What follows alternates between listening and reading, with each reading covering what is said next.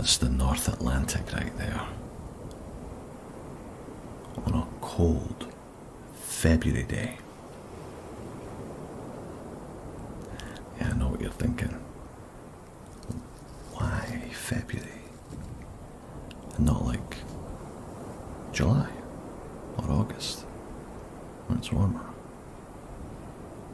Or even better, why the North Atlantic at all? I think it's because on a day like this, it's so clear. Like, there's literally no haze. I mean, just look at it.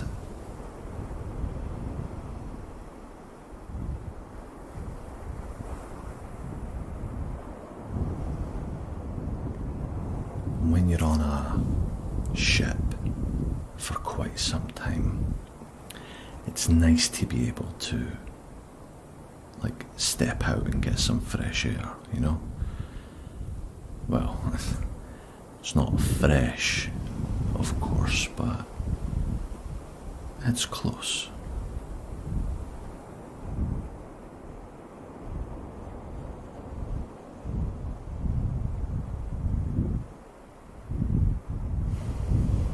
I'll be honest though, if this was 100% accurate, it would probably be more like minus 15, maybe minus 20 with the wind chill. So, yeah, I've kind of adjusted that slightly. Yeah, I've set it to 5 degrees. I feel like I can handle 5 degrees with my hoodie on for like, 10, 15 minutes.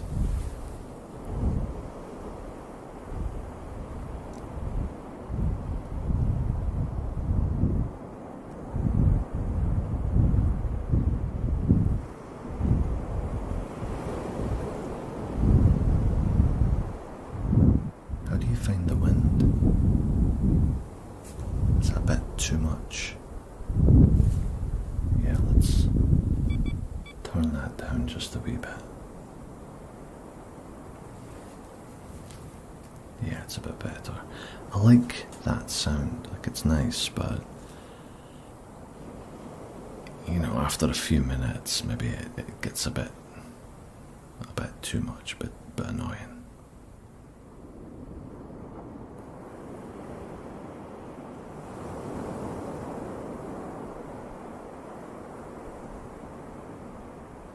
Yeah, most of my mates tend to go to places like, the Caribbean, Mediterranean, or whatever the equivalent is on their own home.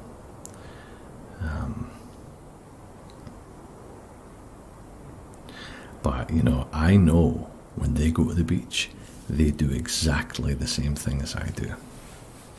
First order of business is you get rid of all the people, right? So you can have it all to yourself. Yeah.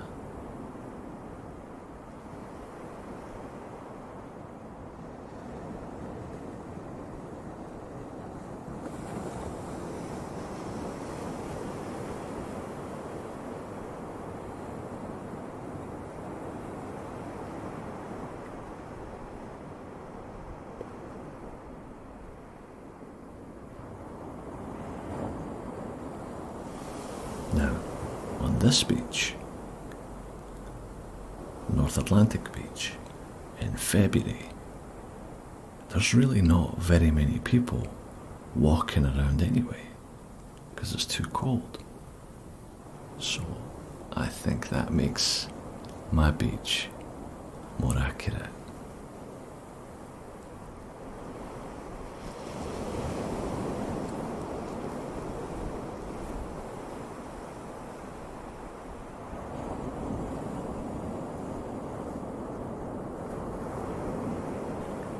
Hey, what about seagulls?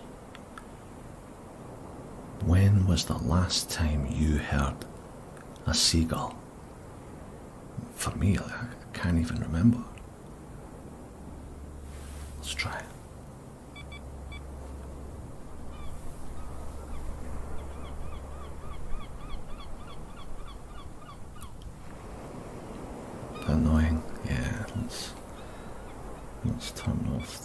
gulls.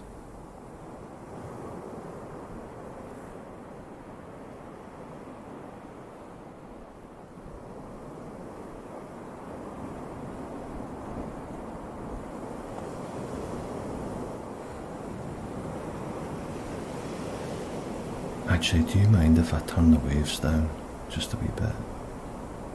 It's nice, but it's starting to... There you go, that's better.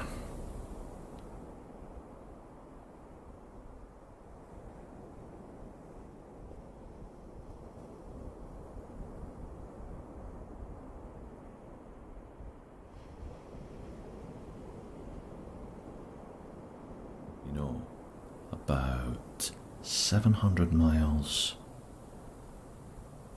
that way on the ocean floor are the last pieces, the detectable pieces of an ancient shipwreck. It was the largest ship in the world at the time, and they said that it couldn't be sunk. So of course it sunk. And it was a massive tragedy at the time. But did you know that that ship and others like it of the time, and we're talking about 460 years ago now, they had bulkheads, watertight compartments that would isolate damage to prevent the whole ship from sinking. It didn't work for this particular ship, but the design of those bulkheads are pretty much exactly the same as what we use now. Obviously ours are way more sophisticated, but the basic principle is the same. So there's a wee bit of useless knowledge for you.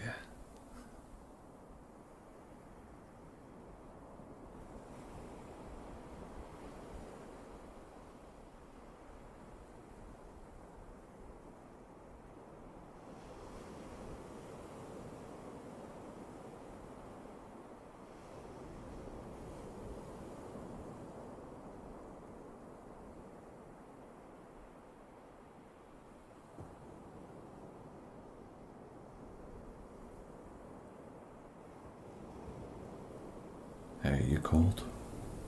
Starting to get a bit chilly, yeah. Yeah, me too. How about we just turn the temperature up? Just get it over with, yeah. How about we just get it up? Get it right up to 22 degrees. Ah, that's better. I can unzip this hoodie now. I like my t-shirt. Yeah, I like this one too.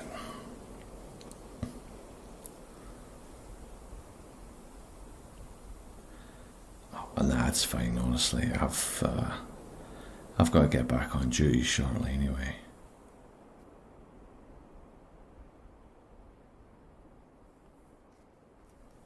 Anyway, look, this has been really nice. Yeah. But I better get back to it. But we can come back here if you want. Like, I won't delete it or anything.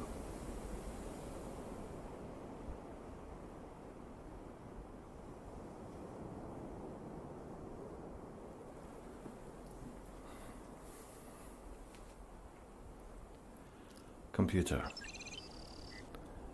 File program and clear environment.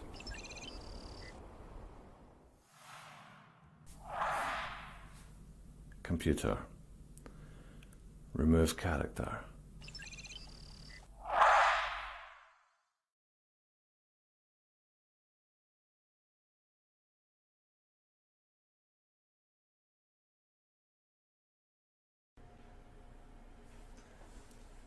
Hi everyone. Kia ora. It's ASMR again for an impromptu Saturday afternoon video. We're training outside and I don't really have much else going on. I don't want to go out. So I found myself going for a pub lunch and a couple of beers. And I was thinking back to the beer videos I made before, and I got some pretty good responses from those. So I thought I'd make another one. Really quick though. And it is more than likely going to be a short video, so I hope that's okay. So yeah, I thought you could just join me for a wee while, and while I sip on this beer. So right here I've got a beer from Prince Edward Island, which is one of my favourites.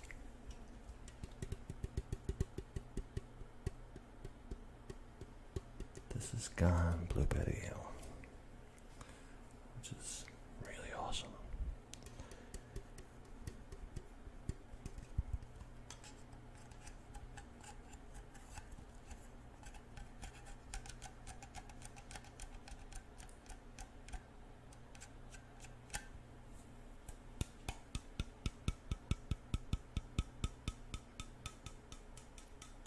It's one of my go-to beers. When I go into the end of the week, I go into the NSLC and I'm like, right, which one am I going to get? And I pick 2 or 3 or 4 or 5. And inevitably, this is one of them.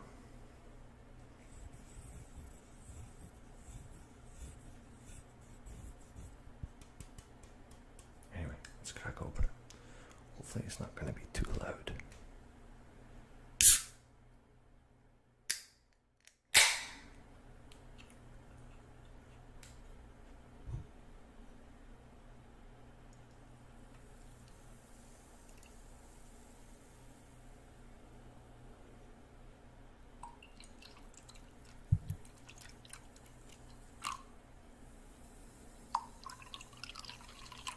I normally would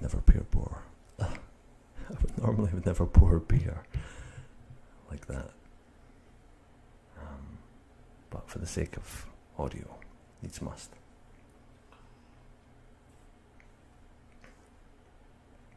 That is good. That is really good.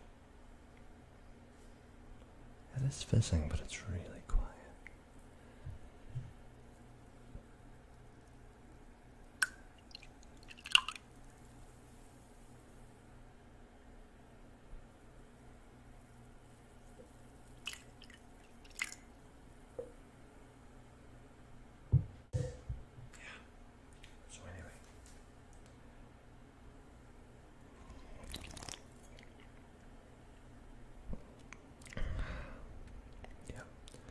I always love this one because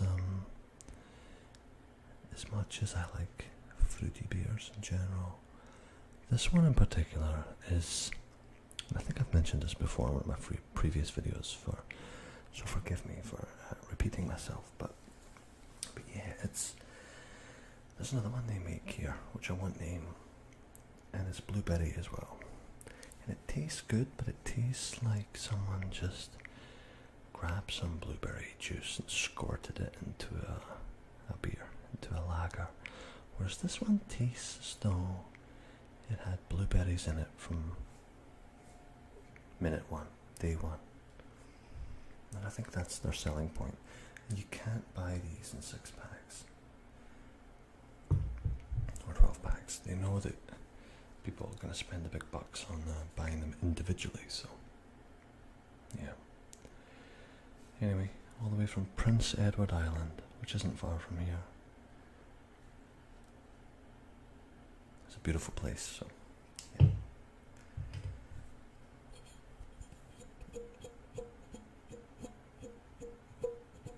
I have no idea what this sounds like, by the way, because I stopped wearing my headphones in my videos, so this is all me taking a chance.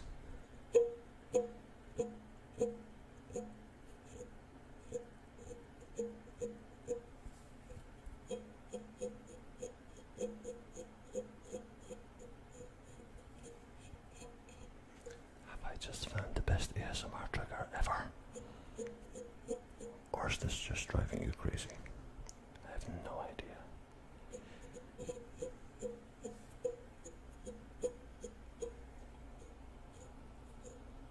Sounds pretty cool to me. But I, as always, will wait for the comments to arrive, for you to let me know what you think.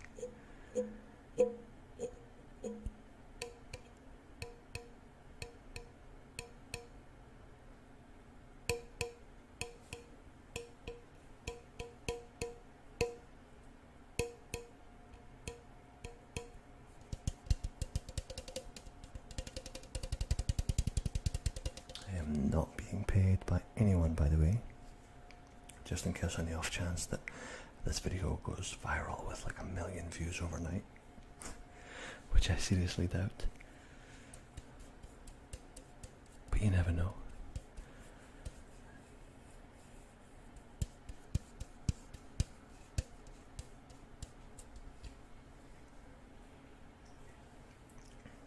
Yeah, it's better out the glass.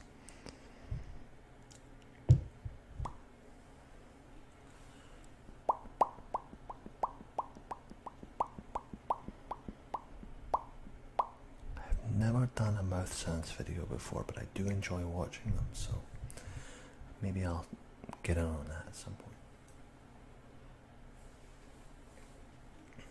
Yeah.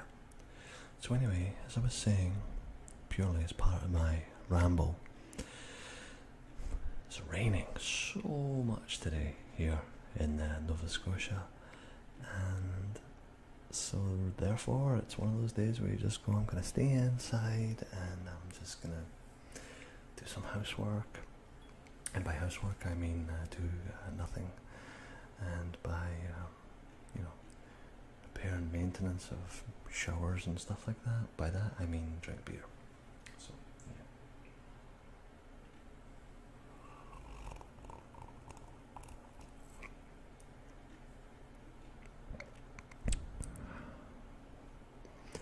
Learned in the 7 months or so that I've been making this channel that the one thing, as much as I want to make these videos as natural as possible, the one thing you don't want to do, at least I don't want to do, because it puts me off, is breathe into the microphone really hard. And I did get a couple of comments saying, you need to breathe less, bro, which I found funny, because if I was to breathe less, surely that means I was going to pass out, right? But yeah. Breathe over there. Breathe in over here. That's fine.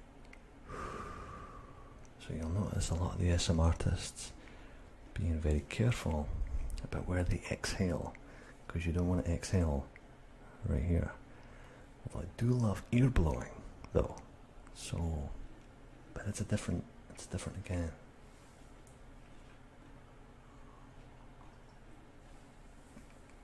Anyway, I'm hoping you guys are gonna be. I hope you're enjoying my channel. Most ASM artists, with the exception of those at the top, don't make any money from doing this. So I don't know why. I, as an actor, like it because I feel like it's an outlet. And I enjoy creating something, even if it's whimsical or unprepared. So, excuse me. Yeah, you knew that was coming. But yeah, I think thank you for watching anyway. So many of the ASM artists just, I don't know, it's like something to do. Get out of our routines. It's a creative outlet, especially the roleplay videos.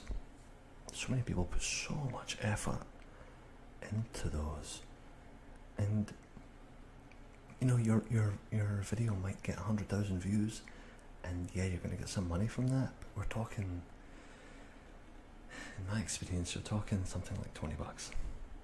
20 bucks. I mean, now all of my views so far have been I think 45,000 all up, and I've made a grand total of $12 in 7 months. So I'm not here for the money, And I think some people are, though, and that's cool. If you make really good stuff and you're able to make money from this stuff, that's great. But it's interesting. I was thinking about what drives us to do it, what make this stuff. I guess because I've been such a long time consumer of ASMR that I wanted to just try my hand at making my own, like I was being left out or something like that. So anyway, I'm just rambling.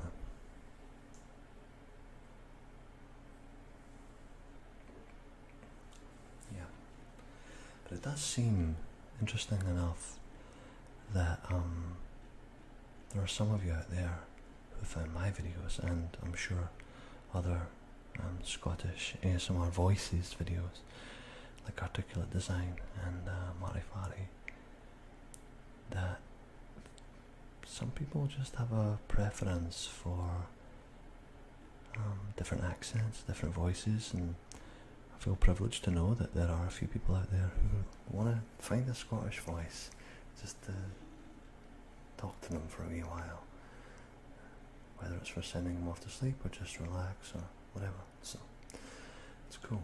It's cool to think that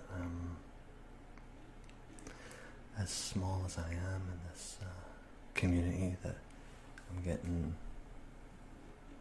I don't know, it's cool. It's nice to think that people want to hear me. So thank you again, all of you, for seeking me out and coming back. And like I said in my last video, my subscribers continue to grow, and I should be at 1,000 soon, so, which is amazing. I think there's 1,000 people out there that subscribe to my channel. It's crazy, but the big event in terms of subscribers, as I'm sure we all know, or many of us know, is Gentle Whispering, who was way back at the start, who I used to listen to years ago.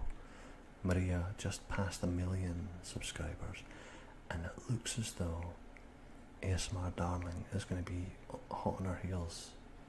She's already hot on her heels, about to do the same. Every time I look at her channel, she's got another 2,000 or 3,000 subscribers, so I reckon give it a couple of months and she'll be at 1 million, or at least by the end of the year for sure. So yeah, so this crazy ASMR community of ours is getting popular, and people like it, and it's great, and it's what the world needs, to just chill the hell out for a wee while, and just get in touch with ourselves a wee bit. Maybe as ASMR gets more popular, the divorce rate will start coming down or something. I don't know. We'll see.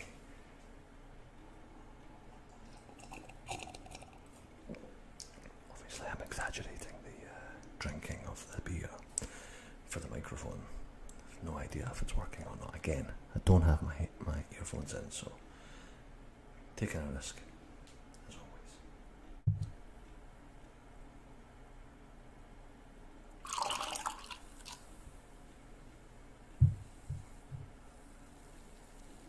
I know in the Blue Yeti we have 2 microphones, and they're both, I think they're positioned right here and here, so excuse me, so you have to be careful where you breathe and where you make your sounds, because it can sound amazing or it can sound really, really bad. Now, an ongoing issue I have, and I'm sure many of my repeat viewers will know this, and I haven't fixed it yet, is the sound of my computer fan, which is right behind us, right behind you, back to the left of you. And I've thought about, getting longer cables and putting the computer outside, or what have you, but I don't know, I'm trying to figure out if it's bad or not, because I've always found that way back from the early days of ASMR, like ASMR Aurette is one of my favourites, and she deleted her channel a while ago for various reasons. Her videos were done on a cheap little webcam, and they sounded, there was noise, there was the kind of shh going on in the background, and I always liked that. I always felt like it was more real, so I haven't made a conscious effort to get rid of that background noise yet. But if you think it's an issue, I'd love to know, because I understand that the production quality of ASMR is getting better and better all the time. I don't want to be left behind, but you know, I want to try something different, and if this is more authentic or whatever, and you think, oh no, I really like the background noise, keep it. Or you think, actually, I'll be honest with you, ASMR Muzz, that background noise has been pissing me off since day one, so sort it out. Then I will. I shall heed your recommendations, so let me know.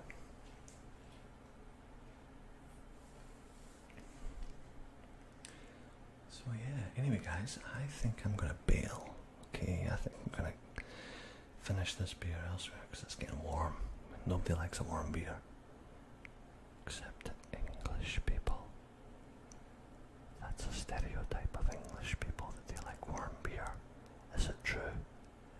Not really. But let's just pretend it's true anyway to piss them off, okay? Yeah. Okay. Well, thank you for joining me for this Saturday, rainy Saturday afternoon ramble and beer chat.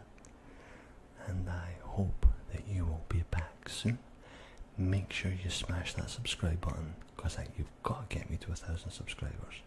Everybody needs a little goal, a little target, a little milestone, and that's my next one for this. So thank you again for watching, and talk to you soon. Okay, bye. Kia ora everyone, it's ASMR Muzz here, and sorry it's been so long since I made a video, and I don't really have a lot planned for this one, because I don't have a lot of time, but I'm really eager to make a video tonight. So this is my take 2 of this video. I started it a minute ago with the foil, which I'll show you in a second. I put foil over the mic and I thought that's going to be awesome, but I think it was way too intense. So I'll show you though.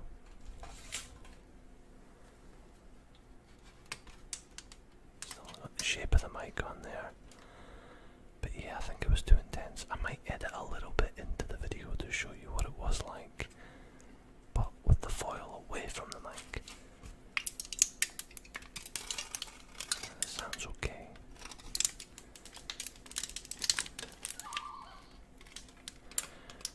That's just a little loon.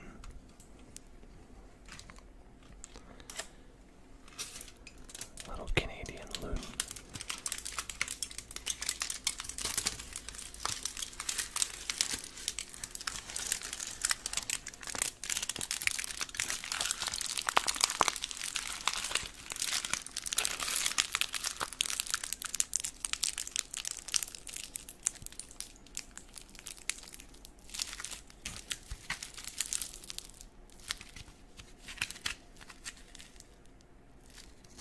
As you can see, I'm very, very strong.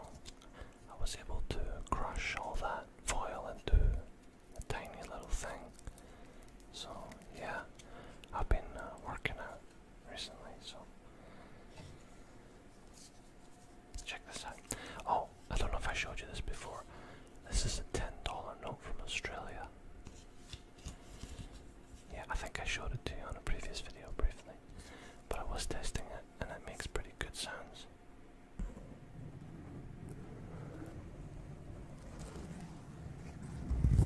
I think it has to be done with a $10 note from Australia.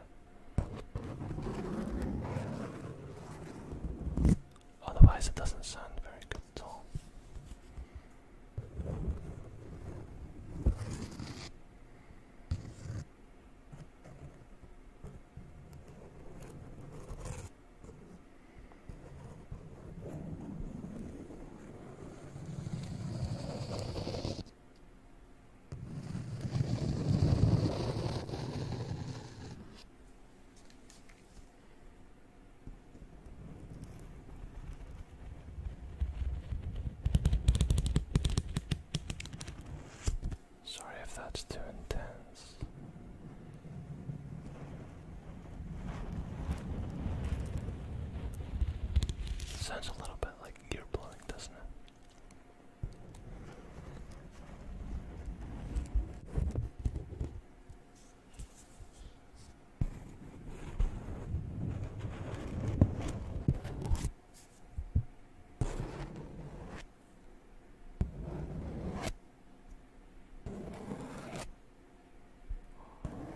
That's cool.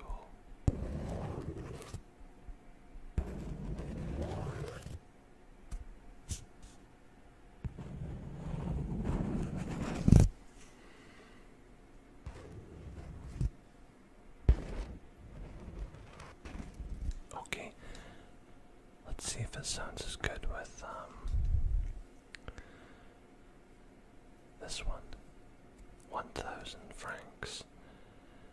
Pacific francs from French.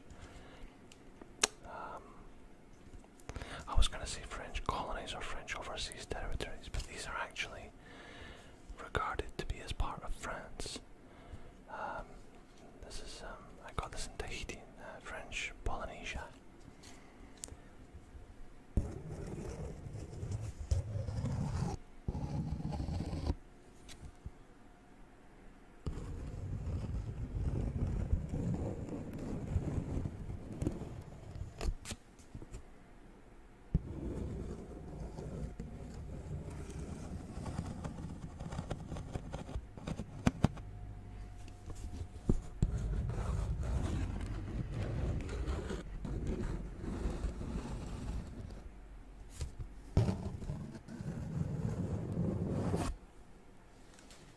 Forgot to turn my other light on.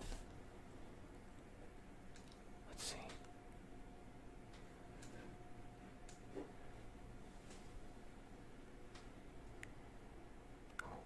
To help get rid of some of the shadows on my face, because I'm getting old and wrinkly.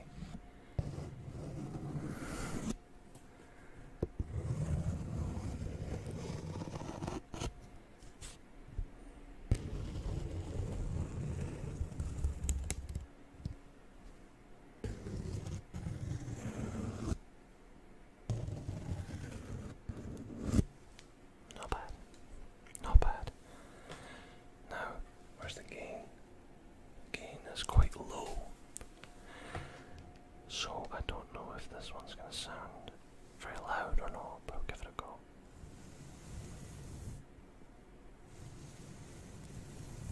Oh, that's cool. Yeah. And I don't mean the sound. It's cool because some of this is a little makeup brush, as I'm sure you've guessed. And I saw a little cloud of makeup just come off of there. I'm going to put more on and see what happens again. Yeah, kind of.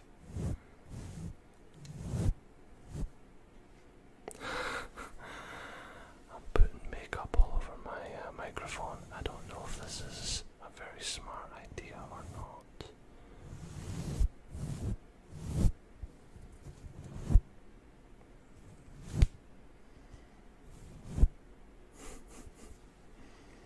I can't imagine it would do too much damage. I hope.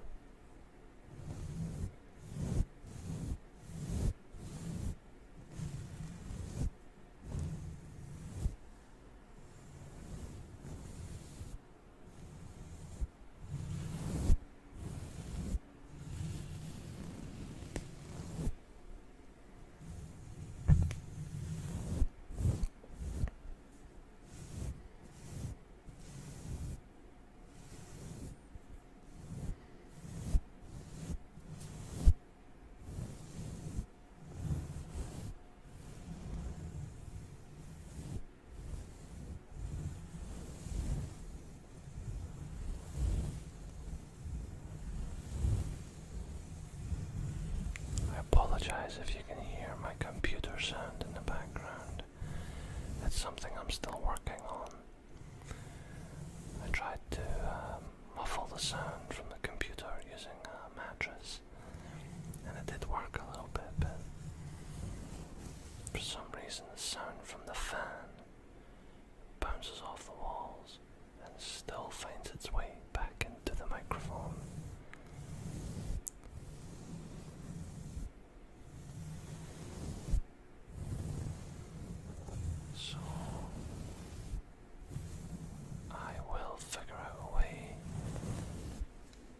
isolate that. I know there's lots of ways you can do it with boxes, and there's actually a way you can isolate just the microphone itself. A bunch of us on Twitter were talking about that, and it's a good idea. I just have to do it. You get a big plastic box, put the Yeti inside the plastic box. Well, first you have to insulate the plastic box with foam, and then the box sits around the mic. So rather than isolating the sound of the noise, in this case which is the computer, you're actually isolating the mic itself. So that's something I'm going to try. I'm not sure how it'll work with the camera though, but I'll figure it out.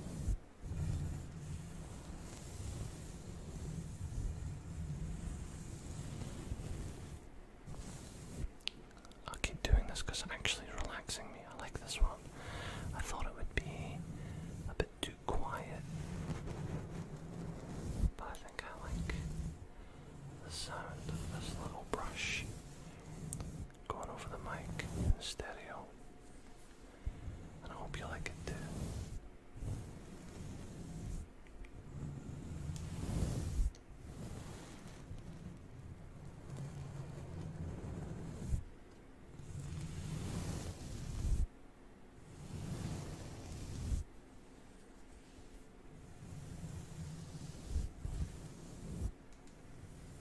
Like I said, I didn't really have anything planned, but I keep thinking when you're in the mood to make a video, you should just do it and see whatever comes to mind. And I've done that already a few times, and I think some of my favourite videos, or the ones that are your favourite videos of mine, certainly some of my most viewed ones, are ones that I just made up a few minutes before. So let's hope that this one is one of those, and it's relaxing, and it might help take away even a little bit of your stress or your anxiety. As long as you remember to do something I always forget, and that is to breathe.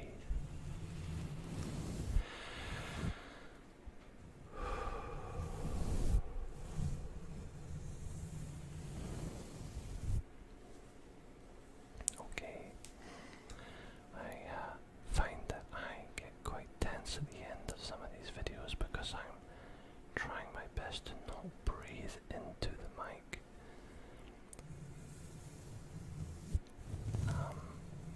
Because I guess there's good ways to do it, there's bad ways to do it. Bad ways are not very relaxing, and then you just blast air into the mic and it sounds bad.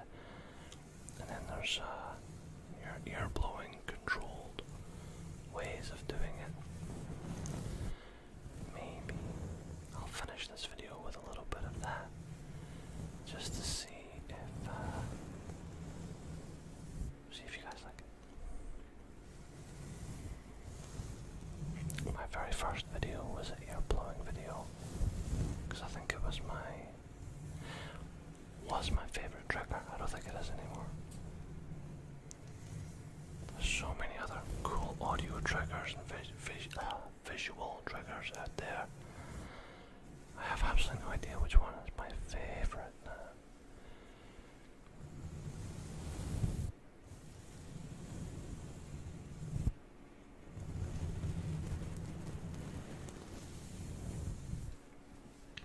Okay, so I'm gonna maybe finish off with a little bit ear blowing, and then we'll call it a night, eh?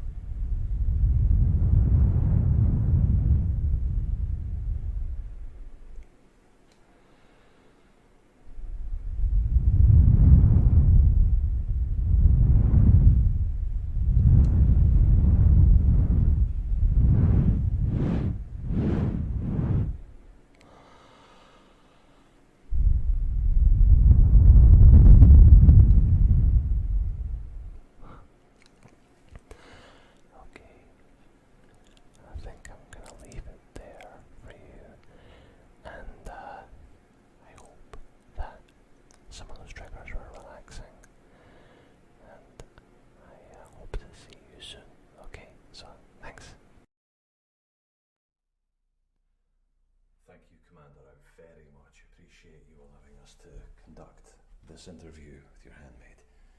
I'm sure this will go a long way towards establishing better relations between our governments. Okay, if you just follow the guard, he will escort you back to your vehicle.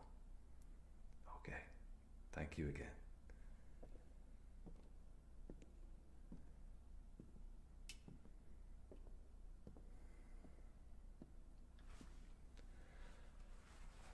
Just be a moment.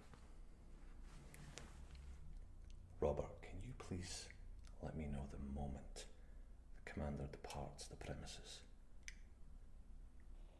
Yeah, roger that. Thanks, Robert.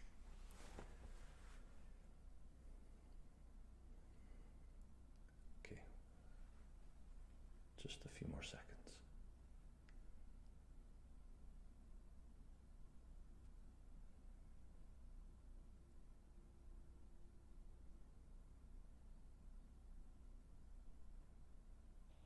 That's them in the car now, leaving. Perfect, thank you, Robert. Okay, we are going to make a little detour this way. We're not going to be going to the room that we just showed your commander, okay? We have some other people in there. He's going to, if he looks, he's going to think you're in there. We're going this way. Is that all right? Okay, follow me. I am so sorry for the delay in keeping you waiting here. There was a bunch of different things I had to take care of.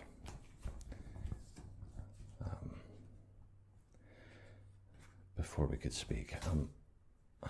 Well, first of all, I want to apologise for moving you into this room. I know it's a little cramped and unusual, so well, let's just say that the other side of the building where the front of the embassy is we can't be sure who's listening, and we regularly screen these offices for listening devices, which is why we're here. So we know we can talk in complete and utter privacy in here. And that is, well, it's very important for both of us, not just for you. We are in Gilead after all, and even though I technically have diplomatic immunity, that hasn't stopped Gilead before from taking certain actions on diplomatic staff when they enter or leave the country. So I just want to assure you that it's not just you taking a little bit of I know that you're taking the biggest risk. I know that just by talking to me. But it's not all entirely one-sided, and I just wanted to assure you of that, okay? So,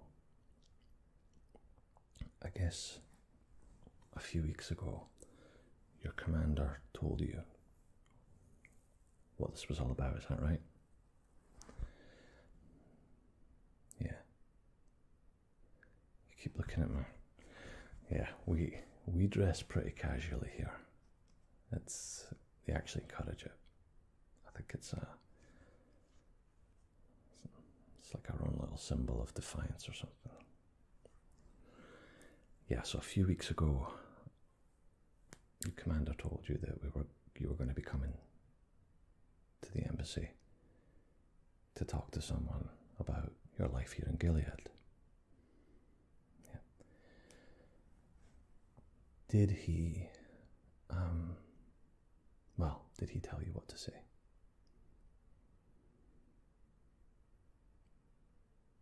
Yeah, okay, well, we know that. That's not a surprise to us at all. We've conducted probably somewhere in the region of 50 of these interviews now with a variety of different handmaids from different districts. And the answers that we got were generally the same from a lot of them, most of them, and didn't really yield anything that could be seen in a negative light. And that just, so we know that there's a bunch of preparation, rehearsal and coaching going on.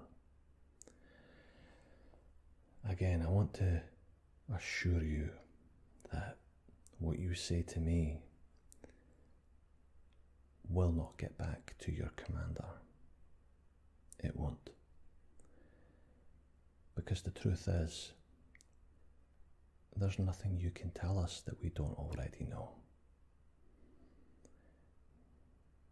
Now, I'm going to assume, at my own risk, that you are not happy here. Would I be correct in assuming that?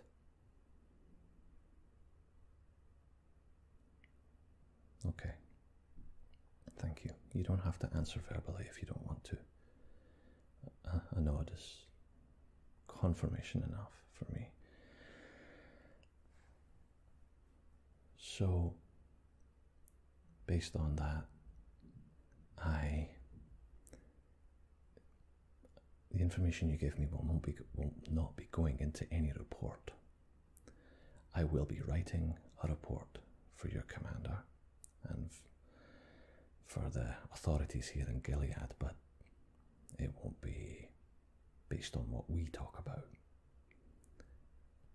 It will be prepared, rehearsed, and scripted, somewhat in a vague, diplomatic, non-committal way.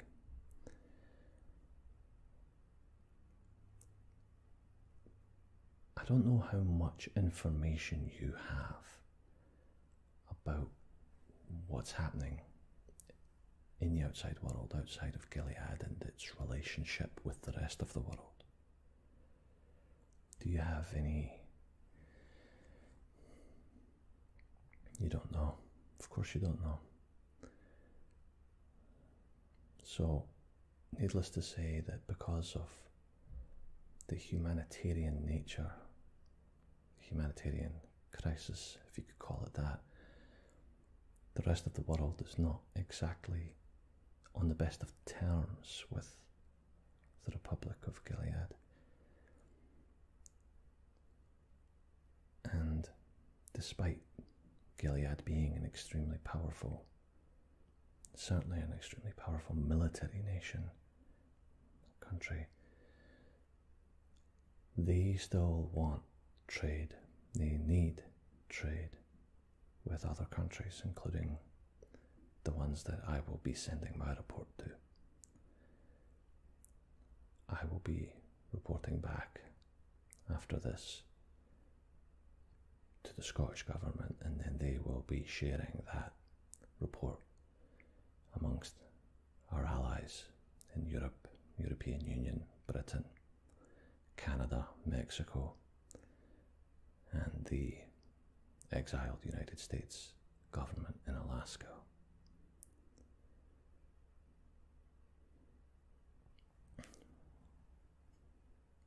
You see, as much as we find it completely intolerable what's going on here, we can't just come rolling in with weapons and soldiers, and it would turn a already terrible situation into something far worse soon. I know that you and others would want that, and I personally apologise that it hasn't happened. It's almost shameful. There's been so many conflicts all across the world that all our countries have gotten involved in.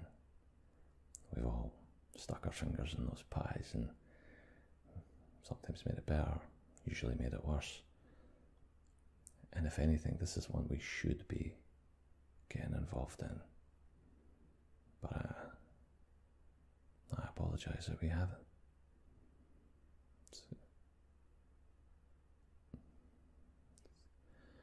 Lack of political will, fear, a variety of reasons. We can't just come rolling in and try and rescue everyone. It's not going to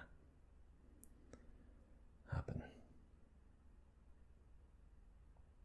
But I think I can help you. If you're willing to take some more risks,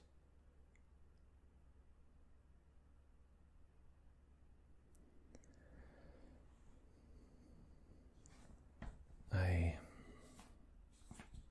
said I don't know how much you know about what's going on out there, and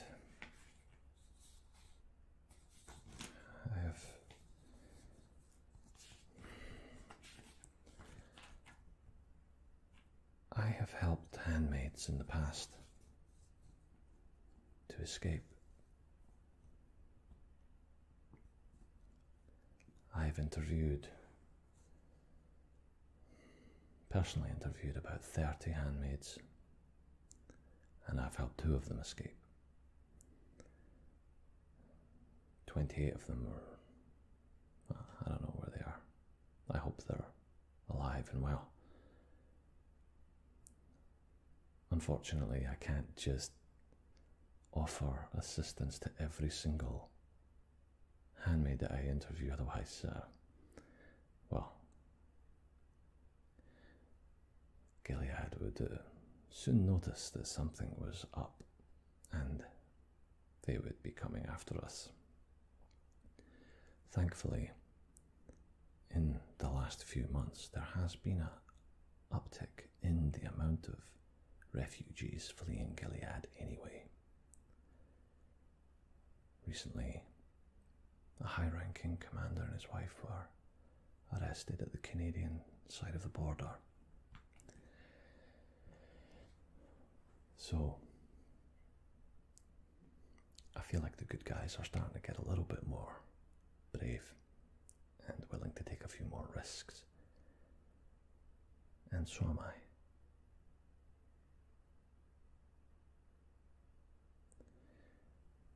Before I go any further,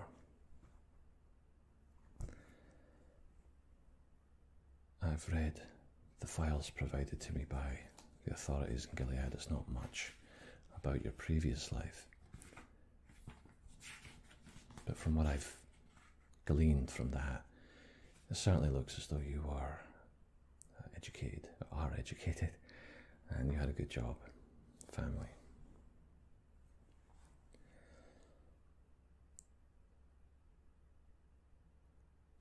I have every reason to believe that your life now is worse than it was before.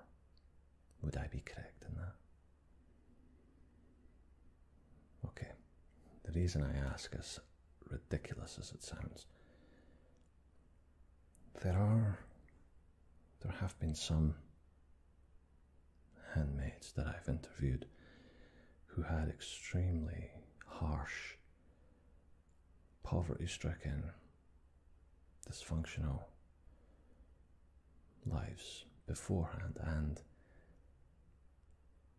well, as absurd and as hard to believe as it sounds, their lives as a handmaid was better, comfortable, secure, well fed.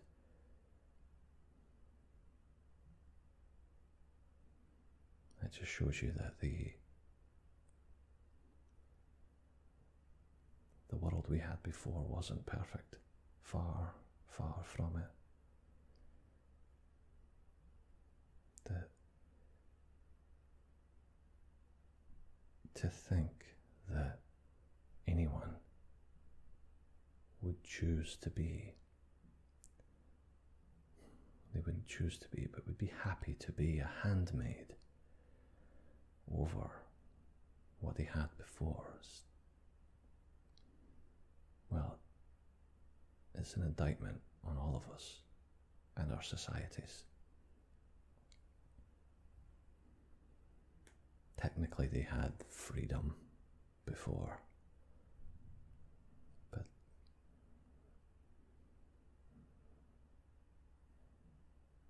maybe freedom isn't enough. Maybe societies are better and more fair if they are governed fairly and everybody treats each other with respect. These are the things that Gilead advertises and projects to countries like mine.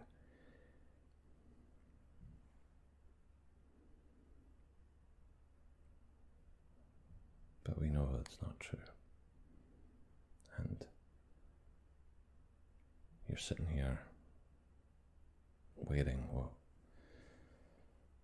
you probably wear every single day, and if nothing changes, will continue to wear every single day for the rest of your life, and you will look in the mirror and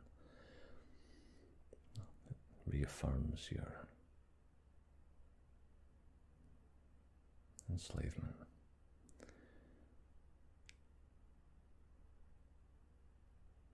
I'm assuming that you are not one of those people, one of those handmaids who has learned to live with this, and that somewhere inside you, you yearn to be free, to get out. And I hope that you've got some.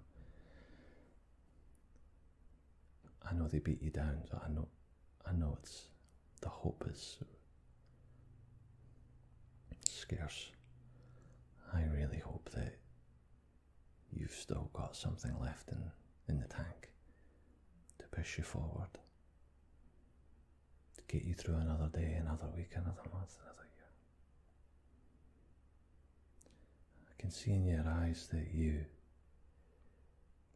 have something in there. And if that's the case, I think I can help you.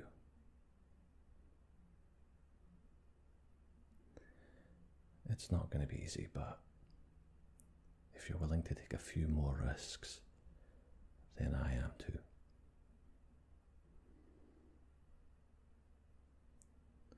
Like I said, what we say in here, if anybody heard what I'm about to tell you next, I would be most certainly dead. So I want you to know that you can trust me.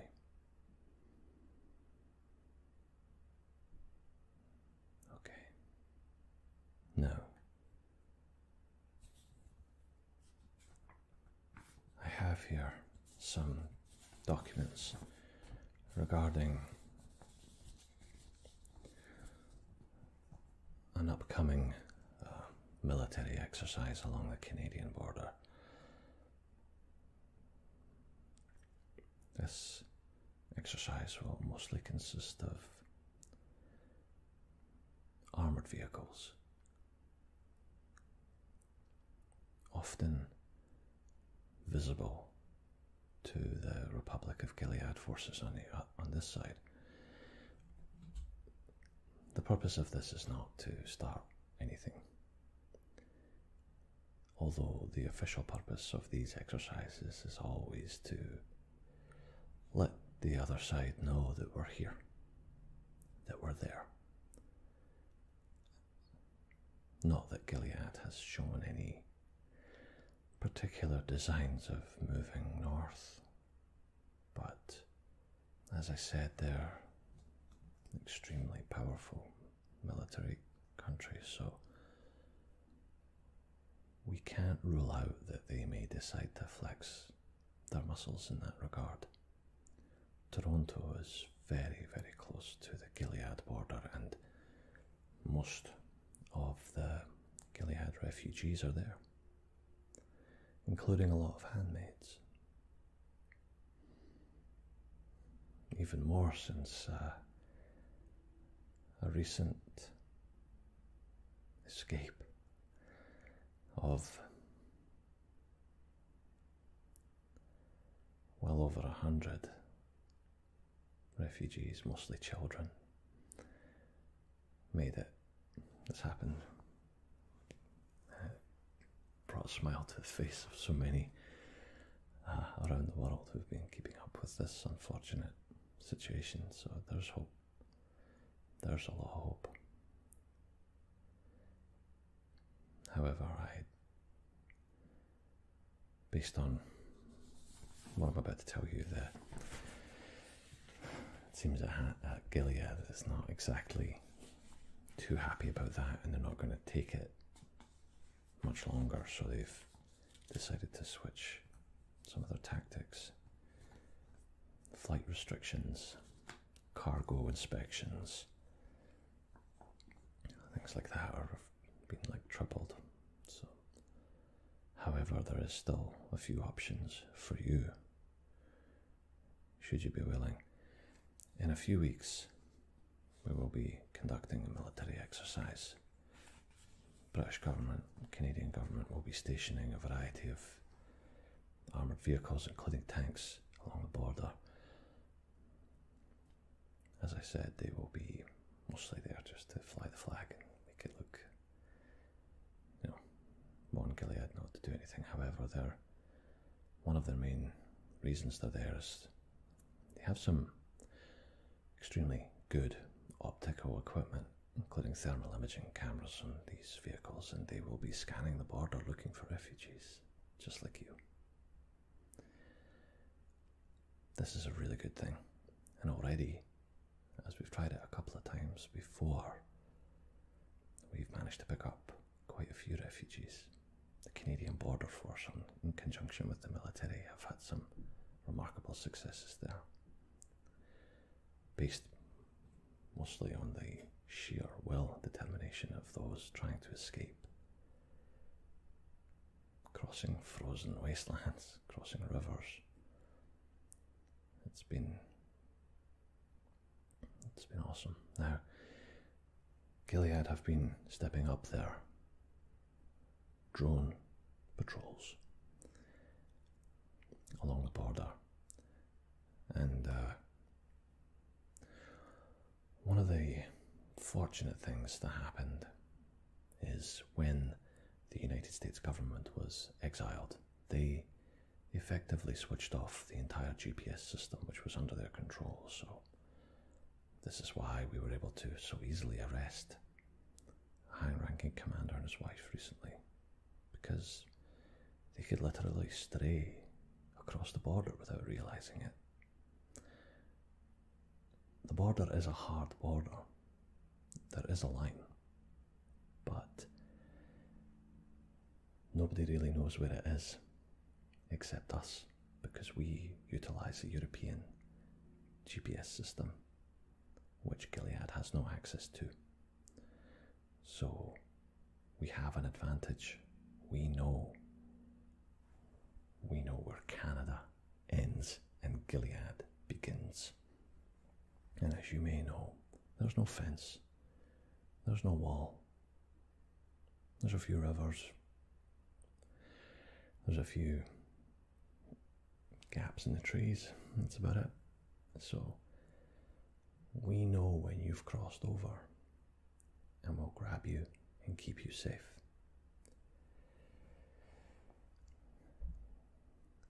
The drones that Gilead used to patrol the border, if they accidentally stray, which they have done, over into the Canadian side, we have jammed them and crashed them, which Gilead isn't happy about, but they accept it because it's a border. After all, they, for all their faults, still seem to respect, to a certain degree, sovereign territorial integrity. So that's good. And we can use that to our advantage to get you out. The only problem is Gilead knows that the refugees are there and that they frequently cross or try to cross.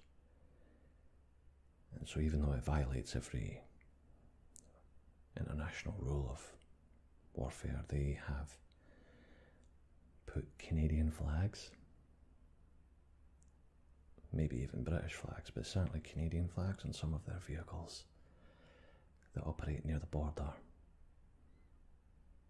so that an unsuspecting handmaid who's just made an incredible risk, trek, and sacrifice goes strolling up to what they think is a Canadian military unit, only to be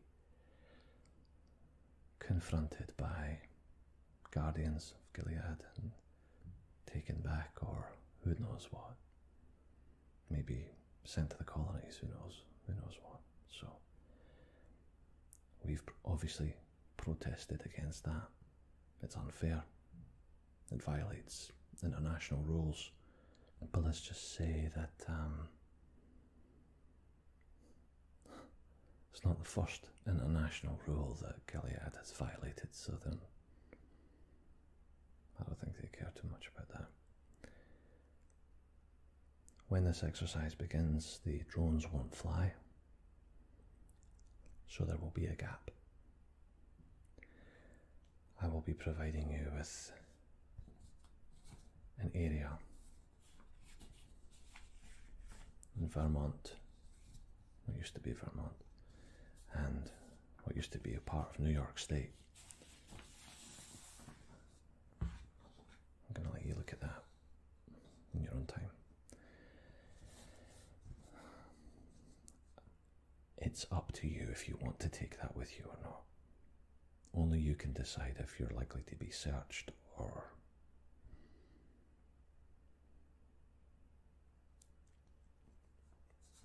I know I'm taking a risk with that, but you'll be taking a greater risk if you're found with that. I don't know what they'll do to you, only you know. I'm going to let you decide that, okay? I have more information about this exercise and the gap along the border that will be created when the exercise begins in approximately 2 weeks. The exercise will last for 2 weeks. So there will be, later this month, a 2-week period of time where you will be able to make your decision. Regardless if you decide to go, if you can go, if you can get out, if you have anybody you can trust to get you close,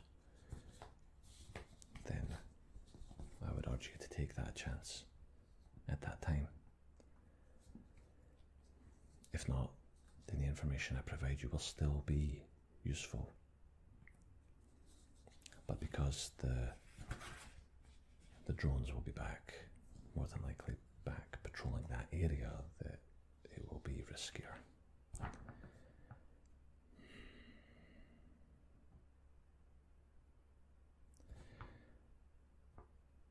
I can let you look at this here, or you can take it with you.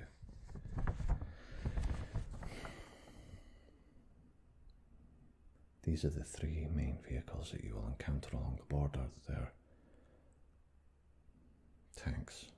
They're main battle tanks, and Canada operates one called the Leopard 2, which is a German tank. Britain operates one called the Challenger 2, and the Republic of Gilead operates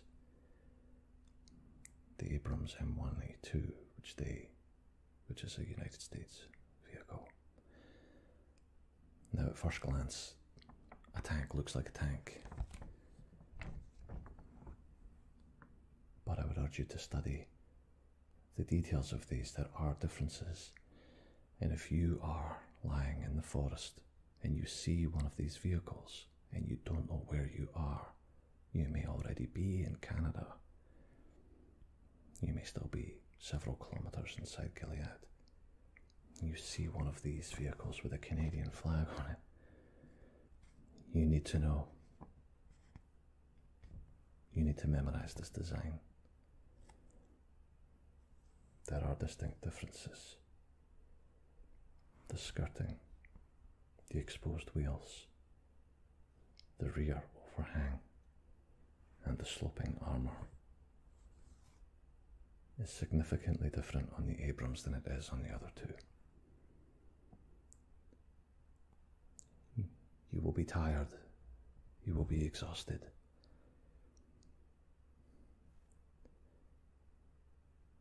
You will need to really concentrate on what you see, and only you can decide on whether or not what you're looking at is the real deal. Needless to say, if you successfully spot one of these Abrams tanks, you need to stay away and hide and use your best judgment. I will leave this with you. You can decide if you want to take it with you or not. Or if, well, we have a little bit of time left here, so please feel free to burn those images into your mind.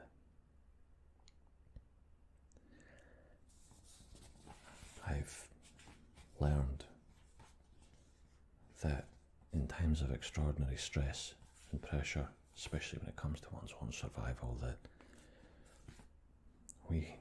I think we all have the ability to develop pretty much a photographic memory. We have no choice, right? So you can relax, study that, see the differences, and when the time comes, you'll know. You'll know who to trust. All I can assure you is that the personnel on board the Canadian and British side, they'll be looking for you.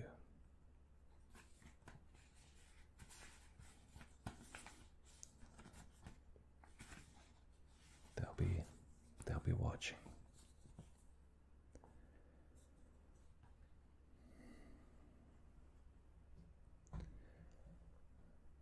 As I said before, the report is already written, and your commander will be getting a very favourable, non-committal package of documents that commits to nothing. But there will be a few things in there that will make him think, make him believe that bringing you here for this interview was worth it. And I think it will paint you in a very favourable light, at least for a little while.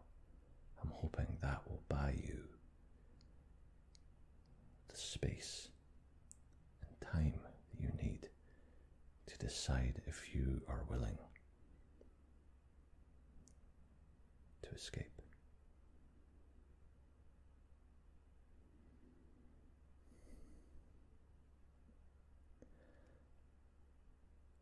Only you can decide this. I cannot apologize enough that I can't just grab you right now and put you on a plane out of here. If I did that, you may well be the last handmaid that we ever rescue, and there would be no more. They've already closed embassies from other countries in the past.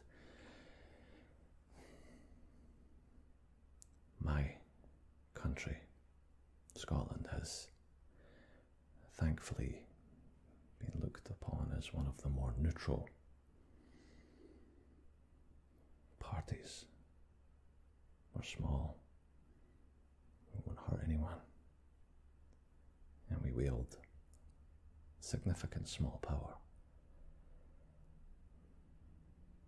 And as I said, we will be working with a lot of other countries to gradually ramp up the pressure diplomatically and militarily on Gilead. Maybe one day soon we can see an event that will change everything. But I can't guarantee, I can't predict. I cannot tell you when that will be, or if it will be.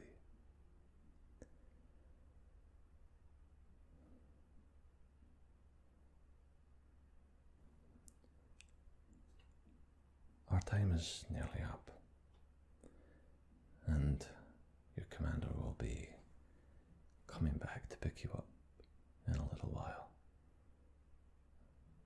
I would like to wish you luck, and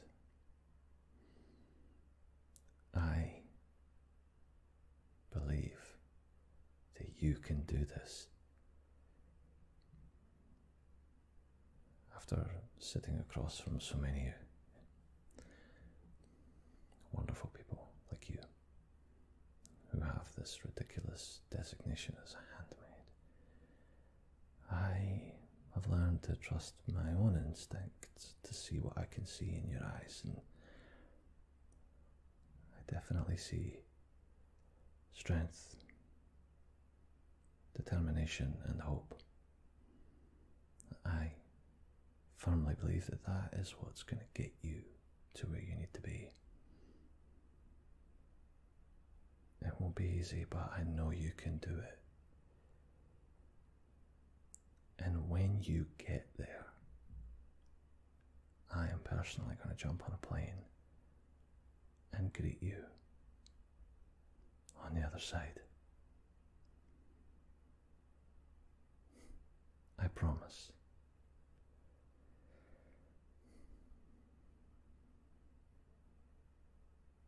Okay. We need to wrap this up. Thank you so much. I know this wasn't your decision, but tomorrow's a new day, a better day, and I think we can get you out of here. So let's do that, okay? All right. I very much hope to see you soon on the other side.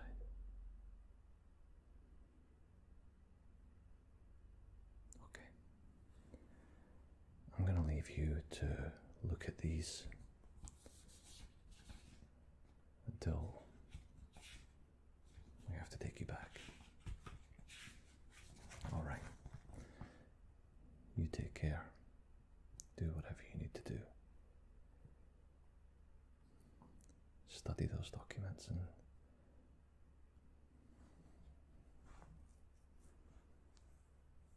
good luck.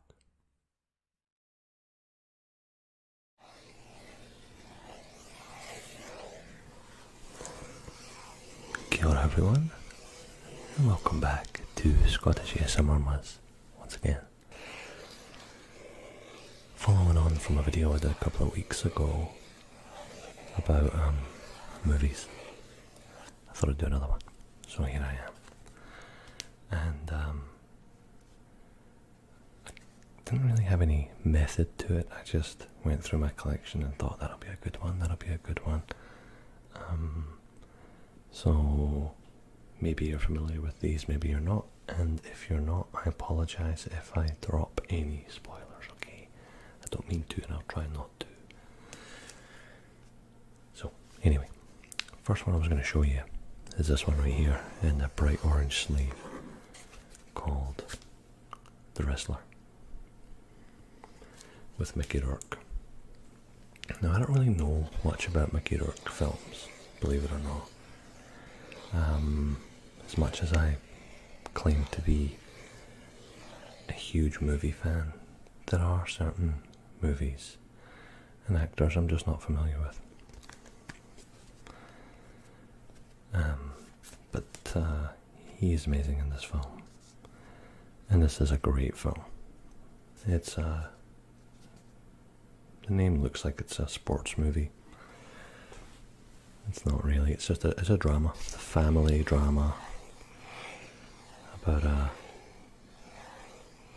wrestler, kind of WWE, WWF wrestling, the type of wrestling with all the showboating and it's a bit of pantomime. Is that the word? I'm not sure what the word is, but it's not real as such. And he's Randy the Ram, down on his luck wrestler, with an estranged daughter who he has never seen for years, and it's all about him trying to find his way back. It's quite hard hitting, but it's the type of film that really sucks you into the characters. And everybody in the film is broken. Nobody in the film is right. Nobody in the film is perfect, of course. He is probably the most broken, but everybody else is flawed as well, which is, I think, is why it's appealing. Since I guess we all are like that to a certain extent. So yeah, he basically works in a supermarket stocking shelves and has a boss who is a complete a-hole, but at the weekends or every so often he gets back in the ring and he does stuff, but then he develops a health issue and shouldn't be doing it anymore. And I really don't want to spoil this film, so I'm not going to say any more, except that the final scene in this film is one of the most amazing scenes I've ever seen in any film. So I would highly recommend it for the drama, not for action. There's no action in it. But for the insight into the sport. There is drugs and various things involved, which are all part of it. And yeah, I don't know what else to say about it. It's just a really good movie. So anyway, that's The Wrestler. And I've only got 4 here. I picked 4. I'm not sure why I picked these 4, but there wasn't really a method to it. I have a bunch of different movies I could have picked, but I like picking ones that I think maybe you've not seen. I don't know, less mainstream ones, I suppose. Anyway, The Thin Red Line. Now, I don't know. I think a lot of people haven't seen it because it came out the same year as Saving Private Ryan. And even though Saving Private Ryan is awesome, and I believe it won Best Picture that year, 1998. This one came out the same year, and I think it's a war movie, obviously the same as Saving Private Ryan, but I think it's the better film, personally. And this is one of those films that I've watched probably 10 times, but there is one particular scene in this film which I must have seen 100 times. And I'm one of those people who regularly put on films and I don't watch the whole film. I go straight to that scene and this is one of these. And again, without trying to spoil it,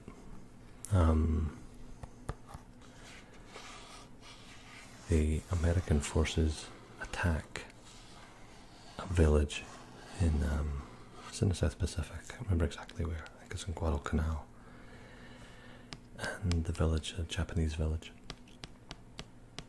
and it has the most sweeping, incredible musical build-up. And there's nothing heroic about it. There's no glory in the action. It's this brilliant montage of everything that's bad about war in a few minutes. Maybe 10 minutes long, I don't know, it's quite long. It's the camera moves through the village as the bullets are flying and everybody is shooting each other. But within that traditional battle scene, if you want to call it that, there are other people. Like there's a guy sitting there just praying as all the chaos goes on around him, because he's done, he's checked out.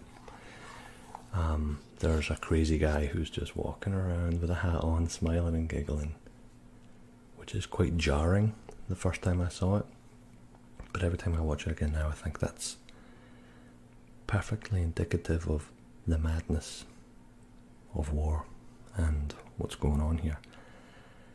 And it's such a contrast to action and war movies of recent years, because none of the heroic Americans who go in there to do it are enjoying themselves. None of them are having any fun.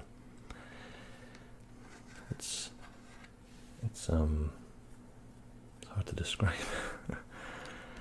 But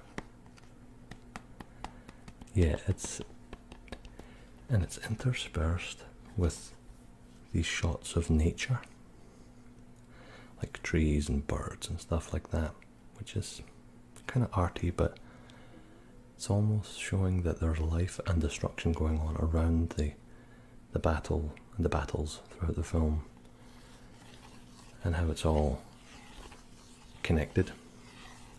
And on that point, there's another shot in the film earlier in the movie where these scared troops are walking towards battle, and this native Melanesian guy, I think it's Melanesia, comes walking down past them, and he is completely unfazed. He's just on his way to get some fish or whatever. And the troops are looking at him like, why isn't this guy scared? And even though they're a foot apart, they're a world apart, if you know what I mean. So yeah, Thin Red Line, highly recommend it. Quite long, but the cast is unbelievable. Let me read this cast list. So we have Sean Penn, Adrian Brody, Jim Caviezel, Ben Chaplin, George Clooney, John Cusack, Woody Harrelson, Nick Nolte, John C. Reilly. Some people in there who aren't credited. John Travolta's at the beginning as well. It's funny how he's not credited. Anyway, awesome film. Go check it out if you get a chance. Okay, probably my favourite Australian film. And if you're not familiar with Australian films in general, I haven't seen very many Australian films that were bad. I don't know why, but they just seem to make great movies. And this is a true story, dramatised obviously, true story, about a criminal called Chopper Reid, Mark Reid, and they call him Chopper because he chopped his ears off in prison. Now this is a comedy, thriller, crime film, kind of violent, but he's a criminal who hates other criminals. So the idea behind this character is, yeah, he's a bad guy, but he only kills other criminals. he has a criminal standard that they're not adhering to, so he kills them. I'm not singing his praises as a real guy. I'm sure he did some nasty, nasty stuff to innocent people as well, although I'm not sure. But I do know that he lived out the rest of his days free from prison as an author in Tasmania. He died several years ago. So I can't remember exactly like how long he was in jail for and what the scenario was, but Eric Bana, who's one of my favourite actors, plays him, and he is just incredible. And of course he is Australian, so it really slips into that really well. One thing I will say about this film, technically, is the lighting is really weird. They'll go into a house and the living room will be red and the kitchen will be green and things like that. And so it creates this really strange but interesting atmosphere which you might not be conscious of, but I guess after you've seen it 20 times, like I have, I'm like, why did they make the kitchen green and the bathroom red or whatever it was? Bit rally in there. Yeah. These are DVDs, so these are old. And funny thing is, this is an 18, and that is a UK 18 logo, if I'm not mistaken. So even though it's an Australian film, this is from the UK, that one. And this is an American film with a sticker, which is an Australian sticker, which they use in New Zealand and Australia. Same with The Wrestler. They put a sticker, a 16 sticker, over the top of what was presumably the American one. So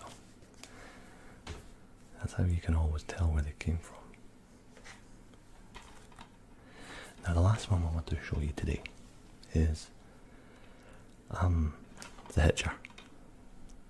Now they made a new version of this a few years ago, and nothing against the new version. I have no trouble with remakes because it doesn't do anything to the original, and the original's still here. I did watch the new one, but I don't really remember it that well, so maybe it wasn't that good, or maybe I just wasn't paying attention. I don't know. Anyway, Rutger Hauer, ultimate bad guy. Just the last person you want to pick up in your car. And everything that can possibly go wrong to this guy, who's the main good guy who picks him up in the car, does. Like, he goes after him relentlessly in this film. We are him, we are the audience is him. And the injustices he meets, the horrible things he has to deal with, where, you as an audience, you're just screaming, how can anyone not see this? This guy needs help, and he's innocent, and Rutger Hauer he's got a game he wants to play, and he just keeps playing it and playing it and playing it. And yeah, I think it was made in 1986. That's funny, I didn't think it was quite as old as that. But anyway, the action in this film is unbelievable. One of the best car chases I've ever seen. And some really sinister games that are played against the main guy. So yeah, The Hitcher is a classic film, and it's only 94 minutes long, so it's only an hour and a half, so it's really kind of short, to the point, and leaves you just stunned at the end. So I hope that's not an annoying sound.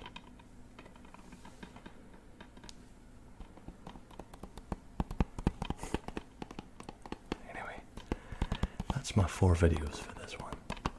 4 movies. for this video. But thank you for joining me. If you stayed this long, please go and check out some of my other stuff. I made another video about movies a couple of weeks ago, so maybe you can go and check it out. And yeah, I hope you come back for more, and I hope you have a relaxing evening or morning, wherever and whenever you are. So thank you again for coming to see me, and I will see you on the next one.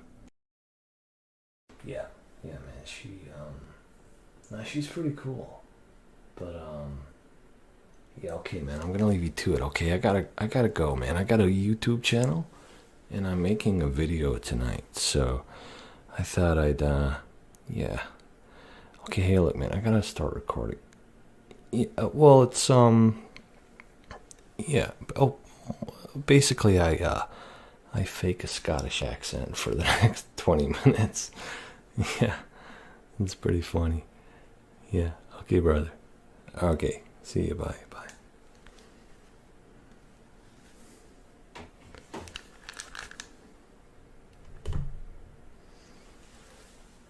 Start this. There we go. Kia ora, everybody, and welcome back to Scottish ASMR Maz. I hope you're all having a fine weekend. So, I actually just made this video. This is version 2. So happy with version 1 that I was about to edit it, only to discover there was no audio. I don't know why. So,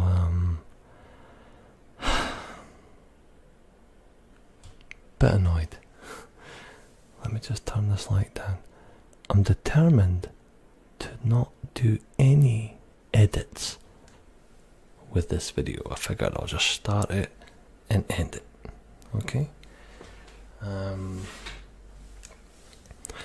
Keep all the rough stuff included, because I've been finding my first couple of videos I didn't do very many edits, and the more videos I've been making, there was edits, a few more edits here and there, and I didn't like it, so I thought, you know, I'm going to do this one. Anyway,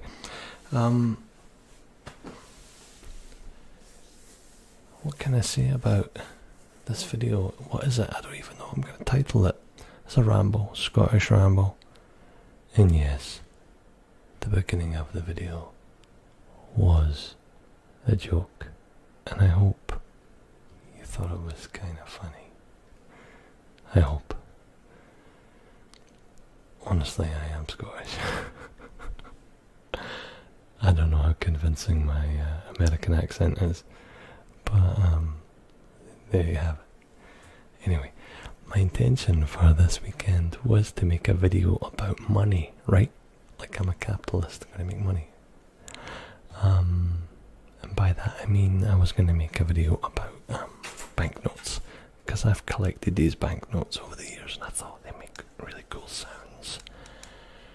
But when I was looking for the banknotes, I could only find 4. And I know I've got more than 4. I've got like 30 or 40. So I abandoned that idea, and as it turned out, with Good Friday and Easter Monday, we had a long weekend, and I was just feeling really chilled and thought, to hell with it, I'm not going to make a video anyway. Although tonight I thought, no, I really want to make one. Don't know why, I just wanted to make one. I wanted to just express myself, say hello, maybe, I don't know if this is, when I do these ones, these random ramble videos, I don't know if it's really ASMR or not. Obviously you've got the left and the right stereo, you've got my voice, which I hope you like. I assume many of you do like, especially my subscribers and my regular visitors. But other than that, I wasn't going to do any other triggers as such. Sorry, I'm trying to keep that out of the way. I'm using my big headphones tonight because those little ones annoy me. So, yeah, a few weeks ago I did, a couple of weeks ago I did my first drinking beer ASMR, and it's been pretty good. And tonight is kind of another one, because on a long weekend, one of the things I do is, of course, drink beer, as I do any weekend, but since it's a long weekend, drink a lot more.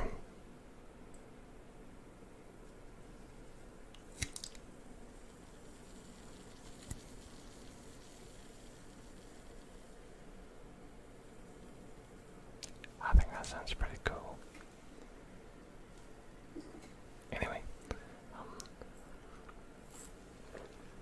so drinking beer, hanging out with the family, having a great time. Kids are in bed. Everything is quiet for now. So it's a good time to make a video and have a wee chit chat with you guys. Because I feel like I've got 260 subscribers now, and I'm really excited about that. And I feel like I've got a wee bit of responsibility. I've got to make sure that for those of you who wanted to subscribe and see more, well, I better put out a wee bit more.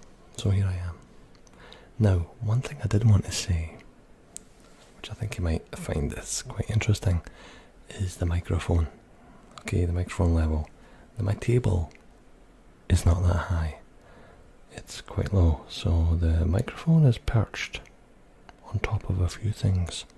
And I thought I'd tell you what those things are. The Hunger Games book. Chopper, The Thin Red Line, and The Wrestler DVD. The Hitcher. And The Mountains Echoed by Khaled Hosseini book. The Place Beyond the Pines, Inception, Moon, and The Fifth Element are all what is currently perching up. Here we go. Keeping the microphone up. So, here we go. That's not bad. So, yeah. One thing I wanted to bring up, which is purely to do with my own channel the last couple of weeks, is I've been getting messages almost every day from one of my videos which I made in Finnish, Suomi, okay? And I don't speak Finnish, so every time I get one of these comments, I'm like, what are they saying? I have to translate this. So I have to use Google Translate. I have to copy and paste it, or I have to type it out. Now it's easy on the desktop to copy and paste it, but on my phone I have to type it out and I get it wrong and so on and so forth. It takes ages and I get really impatient. So, but yeah, they've all been positive though, except for one that said speak lower. And I thought, okay, am I just being too loud? But it didn't answer me. So anyway, I noticed, and maybe some of you out there in ASMR land will also know, that if you go on Google ASMR or Google Trends, you will find that the top 2 countries for looking up ASMR are South Korea and Finland. Okay, so I thought, you know what? I love the Finnish language. Not that I speak it, because I don't, but I love the sound of it. And the reason I love the sound of it is because I came across another ASMR artist from Finland called White Winter Whispers, and she just does rambles and stuff. And actually, I've only seen a couple of her videos, of her recent ones. I think that's often the way it goes. You know, you don't necessarily hear of an ASMR artist, you don't go looking through all their stuff. There's just a couple of things that you like, and she's one of them. So I thought I'd do a shout out to White Winter Whispers in Finland, and I'll put her link to the description in the description below, specifically to the video that I like, not to her channel, but to her, and you can find her channel from there. So yeah, anyway, I made this video and got interesting comments from it, so I'm thinking of making another one in Finnish, or maybe some other languages, just to see how it sounds. Yeah, so anyway, hang on.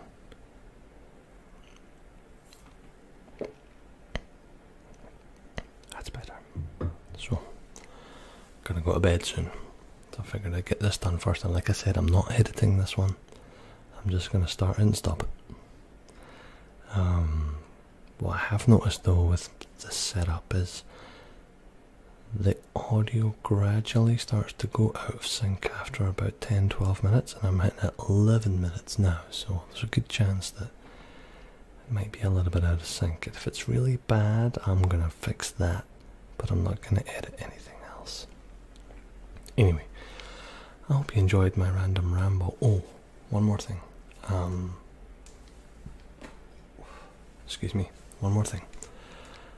The video I was going to make with the money included a few different notes, and I just wanted to show off the ones I do have, okay? Because I think they look pretty cool. Being from Scotland, I thought I'd show you a Scottish one.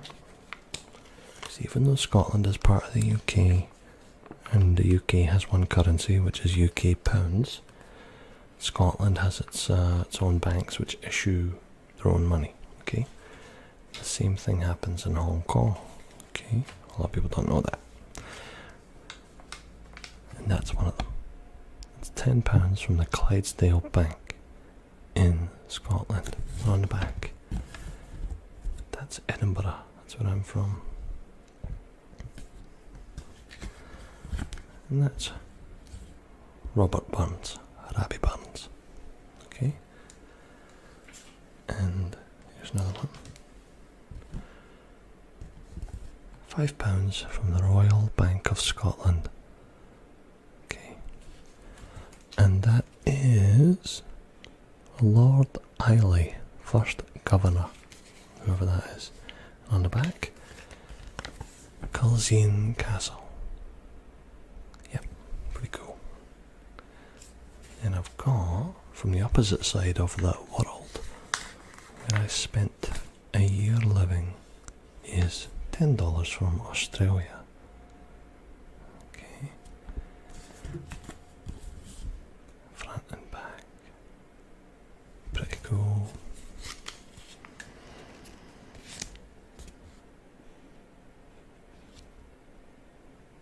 Yeah.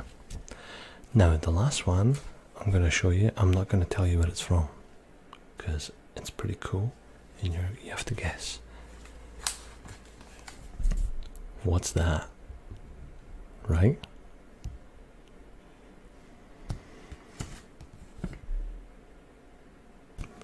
Anyway, you can tell me what that one is in the comments below. Have a good night, okay? Thank you so much for joining me, and I will see you, and you will see me really soon, because I've got a whole bunch of other videos lined up to make. Okay, all the best, bye.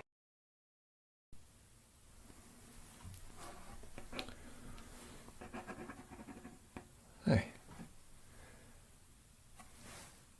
weren't you just in here a few weeks ago? Oh, are you sure? You look very familiar. I'm not saying you're lying, I'm sorry, you look very familiar. I could have swore you were in my office just a few weeks ago, but... Okay. What can I do for you today?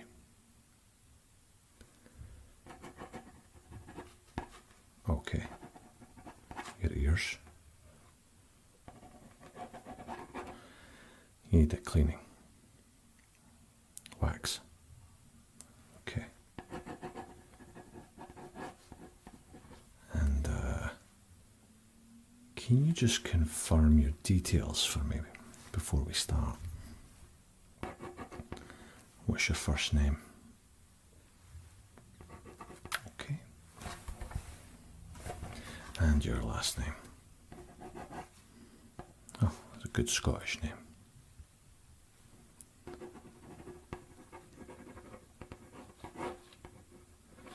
And do you have any allergies or anything like that that I should know about before we begin? Okay. It should be pretty simple if it's like the you described at reception, that your ears are a little blocked, so that should be fine. How would you estimate your hearing level right now? About 75% of normal, okay.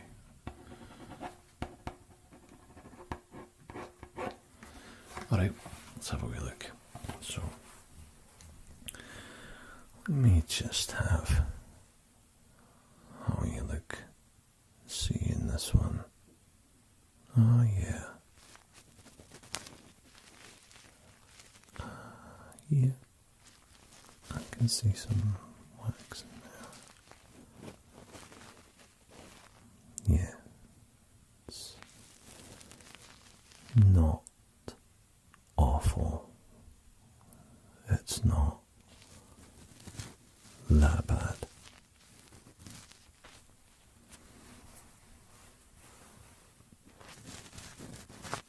Yeah, I've seen worse. I've seen worse. We should be getting you back to normal hearing after this. Just have a quick look in the other ear. Oh yeah. Yeah. Okay, it's about the same, to be honest. Let me guess. Cotton buds, Q-tips. And what have you been told about Q-tips? Do I need to even say it? You've heard this before, haven't you? Alright. Then I won't lecture you. I won't lecture you on the topic.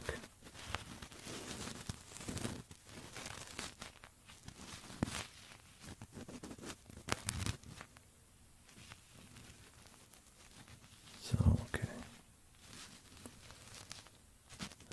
I have been guilty of it myself from time to time.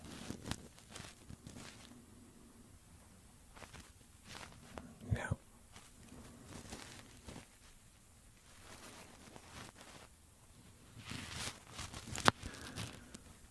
Yeah, that's okay.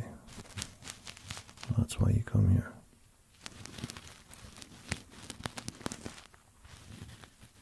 You been taking any eye drops? Eye drops. You been taking any ear drops? You haven't, okay. Well, have you ever tried olive oil? Mm-hmm. really good. Softens the wax. Gets it all out.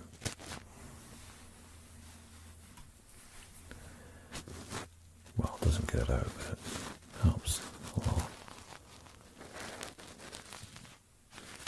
So it's and it's organic, so natural. It's not got any chemicals in it or anything nasty.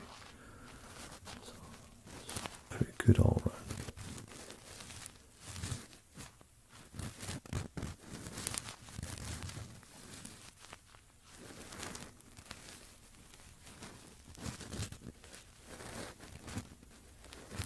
Okay.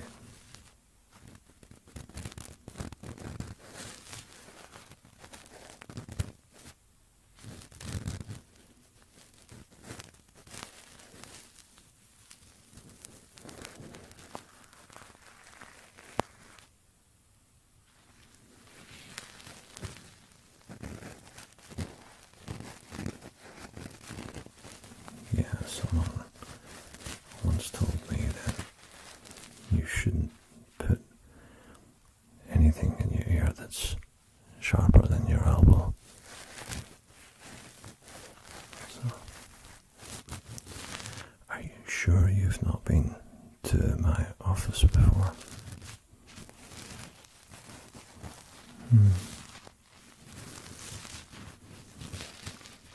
You just seem really familiar. So. Okay. That's not bad.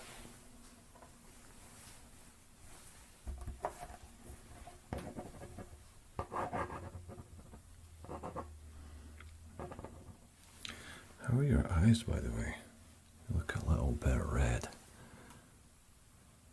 You're okay? Yeah, just a little red there. But, it's okay though. Alright, if anything happens with that, you come back and see me. Yeah, I can do eyes as well.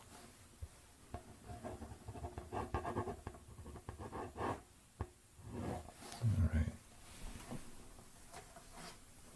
Let's get a wee look at this other one. And don't want to do the same ear for too long because it can agitate it a little bit.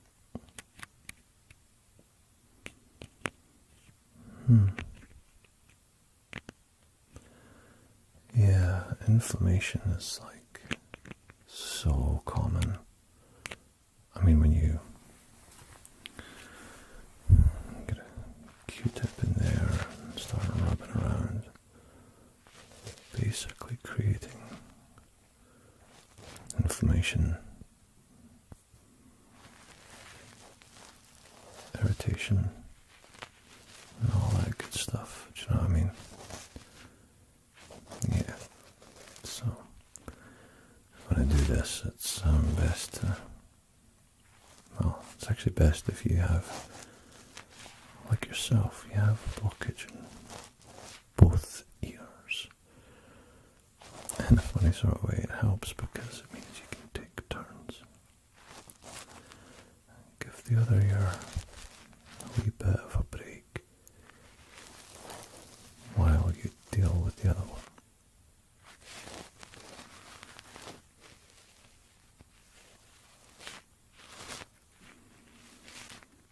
Yeah.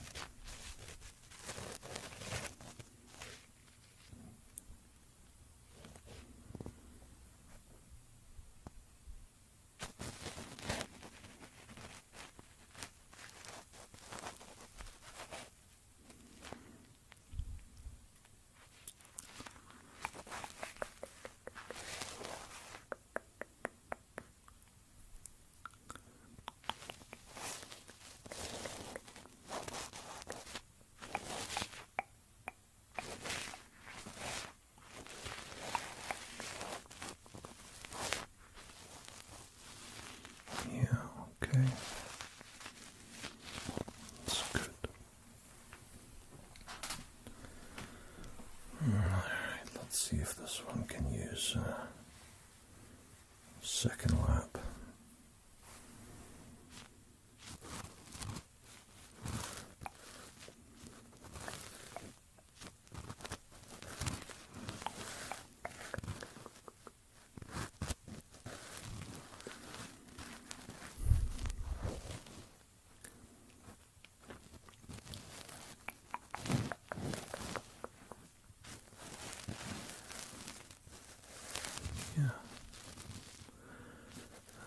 It's looking a lot better. A lot better.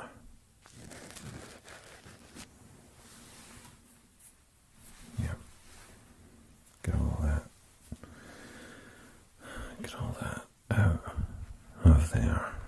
You don't need to see it. No.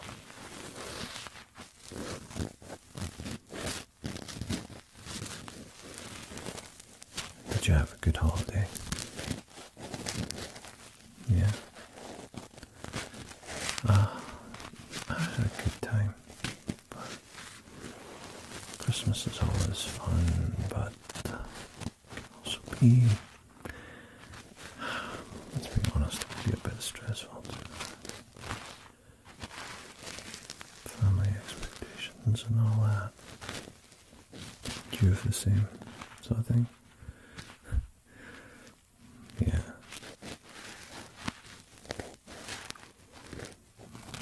It's just unavoidable, really. It's great for kids, though. But, we had our fun when we were kids, so now that we're adults, it's other people's turn. Right? Yeah.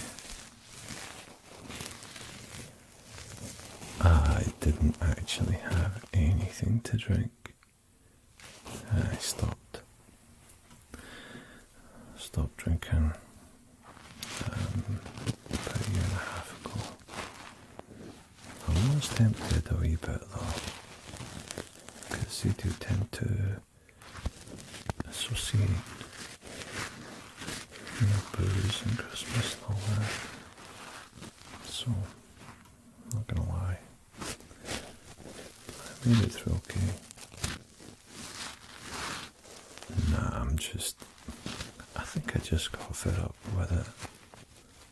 It was causing me more grief than enjoyment. I had my fun. And you get the hangovers get worse and longer. So, yeah, I find it just to be, I kind of miss it a little bit, but only a tiny fraction of the time. The vast majority of the time, I much prefer waking up without feeling groggy at the weekend and wasting all my time. So, yeah, sorry to talk about cleaning people's ears. They just seem to stray into different topics, so I hope that's okay. Yeah. If I had my way, I think I would probably have a few drinks at Christmas and birthdays and stuff, but I just know that, I know myself, I know that once I get a taste for it again, that it would become once a month, twice a month, and then every weekend, again. And I just, I don't want to go back to that. That was just not helpful to me. Maybe when my kids are all grown up and left the house. Who knows? Who knows? Maybe, I do find, if I was to go back to certain places, such as my favourite favourite place in the whole wide world, which is Thailand. And I was to go to the beach, or even just hanging out in Bangkok, you know. I probably find it to be quite a temptation.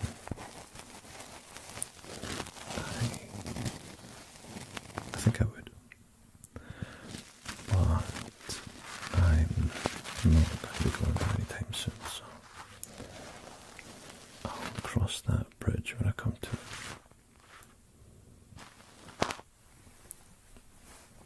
Do you know what I mean? Yeah. I used to just have my certain amount every weekend, just the weekends. But like I said, the days of, waking up on a Saturday morning with a little bit of a sore head, and then Saturday night feeling fine, those days are gone. Those days are long gone. So.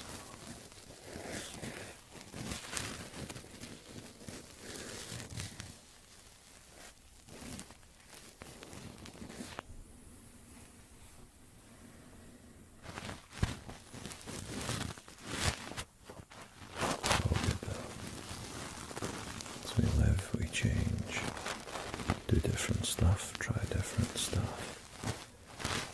Some of it's good, some of it's bad. It's just all part of the crazy time we spend on this big blue marble.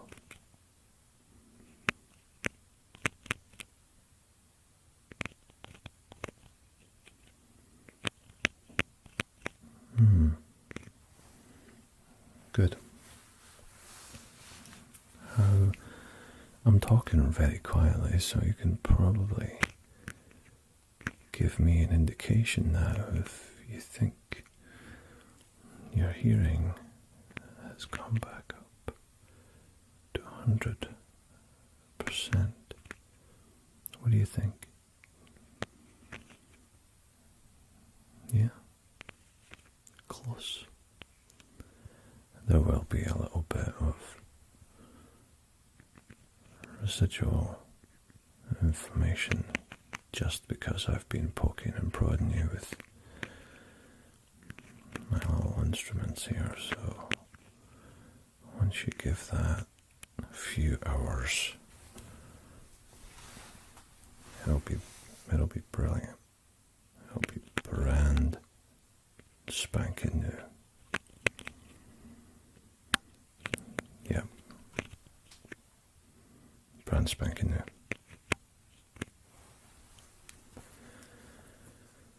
Alright. I think that's good. And you're not going to be putting Q-tips or cotton buds or planks of wood or pens or car keys or anything else in your ears, are you? Right? I won't give you the lecture. Your facial expressions tell me that you already know what you did wrong.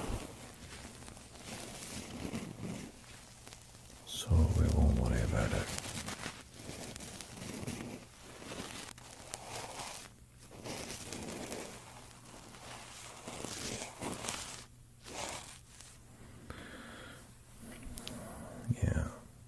Bad enough that I have to tell off my kids and tell off my patients. I'm just going to tell everybody off, right? Like a big boss.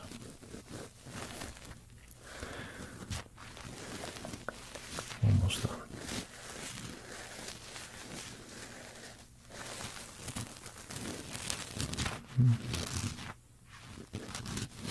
Yeah, it's looking good.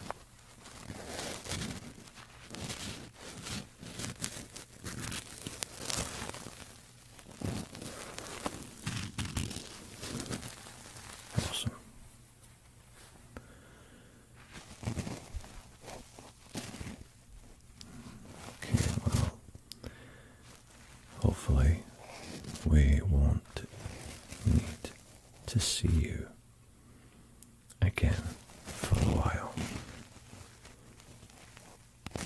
But if you do decide to mess up your ears again, give us a call. That's what we're here for.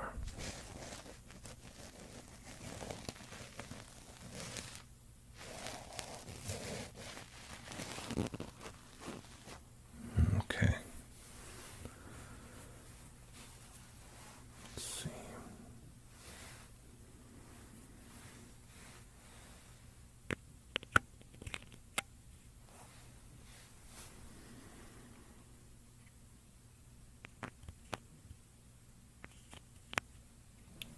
I'll do it.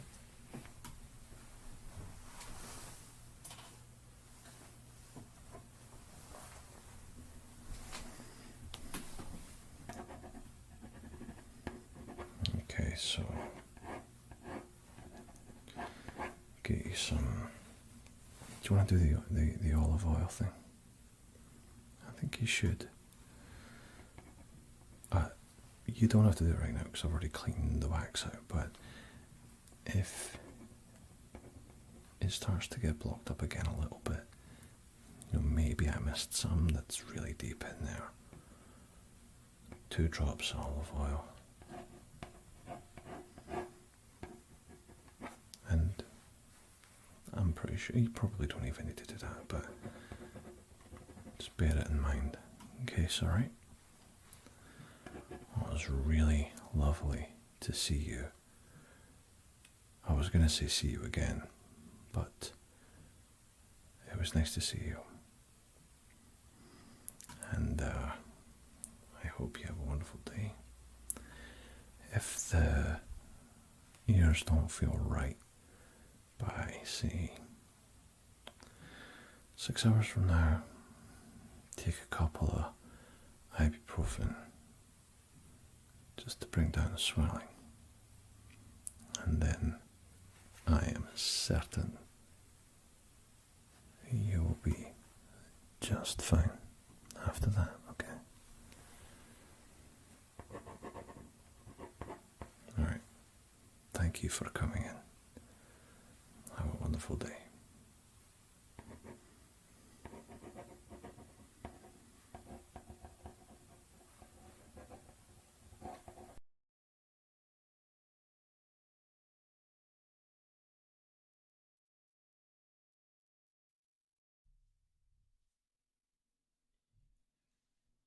I understand you've already been spoken to by the officer on duty. And you understand your rights.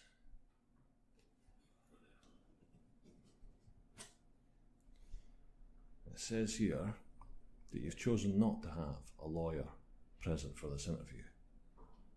That's fine. Any particular reason why?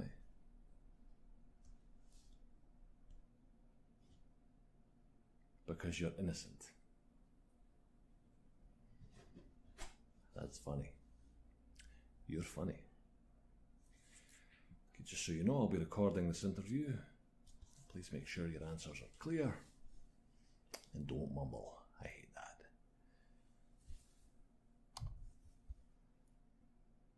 Now, I know who you are, but I need you to confirm your name for the recording, please.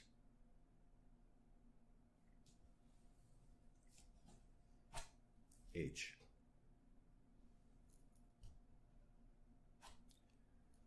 Tell from your accent you're not exactly from around here. What's your citizenship? That's what I thought. Okay, well, let's cut through the crap, shall we? I've got your statement, and I think it's safe to say that you and me both know that this is a load of pish. It's garbage. So, why don't you do us both a favour and tell me what really happened last night?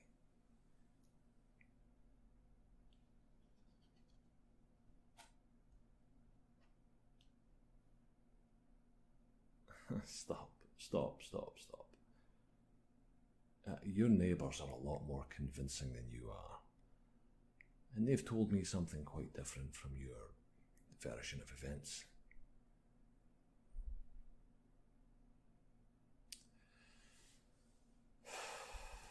Look, I want to help you. You actually seem like a decent person to me, and it's been a long night. I'm tired. I'm anxious to get home, get some sleep, as I imagine you are, so just relax. Breathe. And tell me what really happened.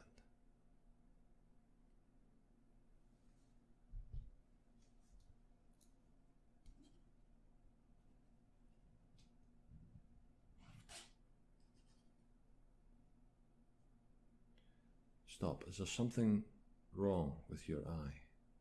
You keep twitching.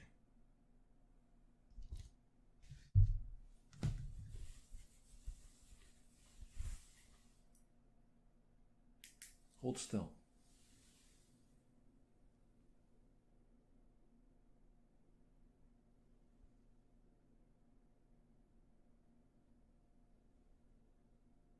Open your eyes wider, please.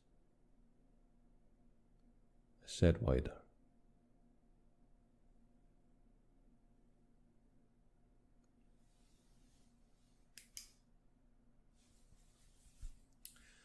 In my experience, a guilty person usually shies away from a bright light.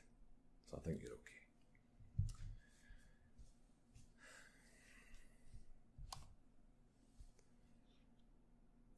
You may have noticed that I just turned off the recorder. That's because this place is notorious for having certain unsavory characters listening into everything that's going on, so forgive me for speaking softly. Like I said, I just want to get home. So if you're willing to do as I say, I can have the charges dropped. And we can get out of here. You could be out of here in 10 minutes. But there's a price.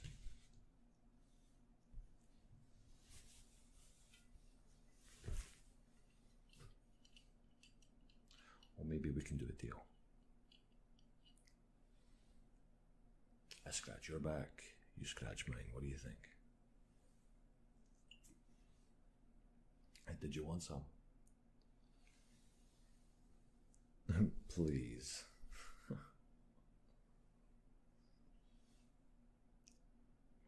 You know, I guess it could be just a case of mistaken identity.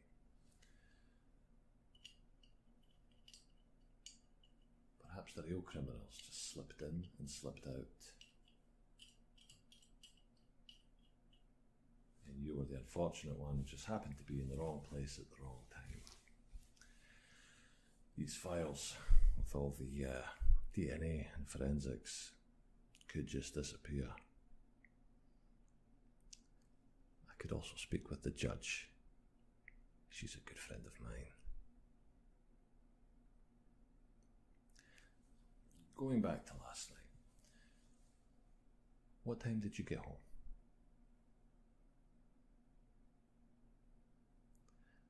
And when did you first notice something was wrong?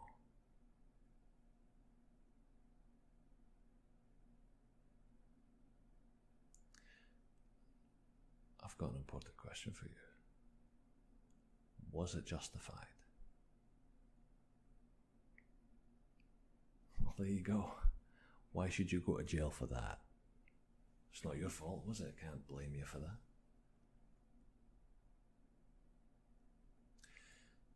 I understand you want to be upfront and honest. I can respect that.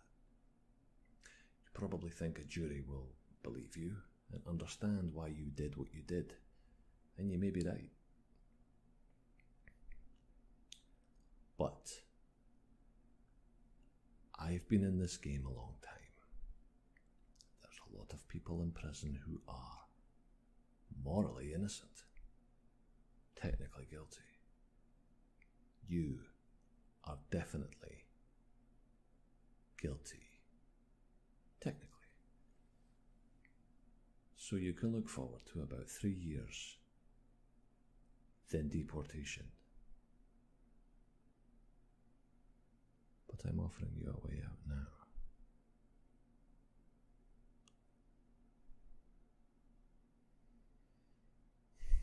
Well, if you like, we can drag this out. You can stay in here for God knows how long, wait a few months for the trial, at which point there's a strong possibility that some new evidence might turn up showing premeditation. Do you feel like cooperating now? Good, good. That's much better. That's much better. You know, I'm enjoying this little chat. I've got a feeling after this silly mess is all cleared up that you and me are going to be seeing a lot more of each other.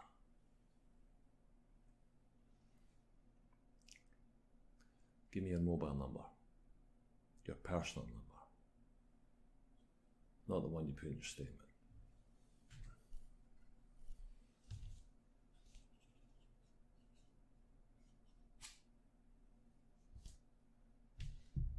Try to relax. Everything is going to be just fine now. I am so glad that I got to meet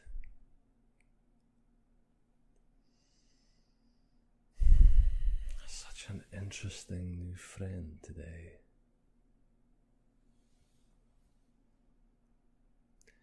You'll be hearing from me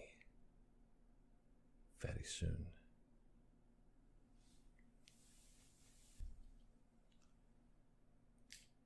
We're done here. Open the door.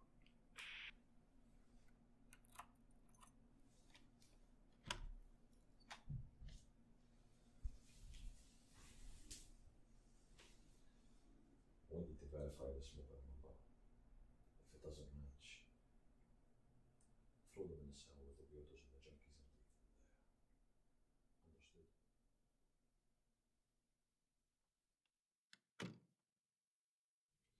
Sorry, Davey, I'll take care of me. That's all I know video.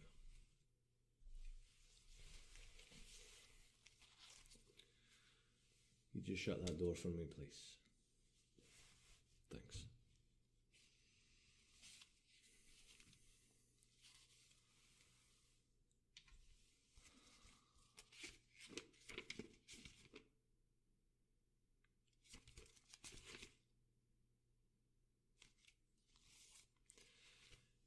Name.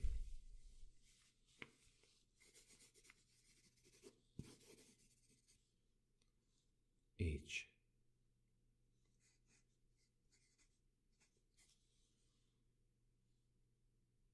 Citizenship.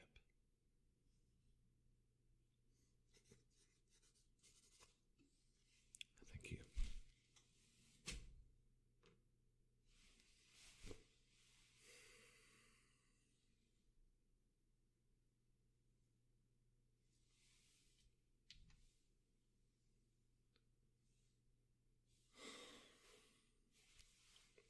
This place is full of germs. It's minging in here.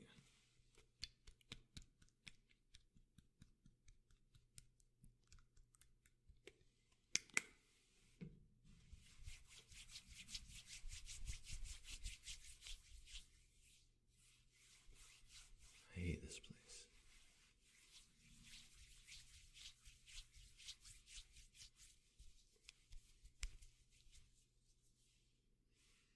It's better. Why are you here? I was surprised when I got the call this morning that you turned up, looking for a meeting.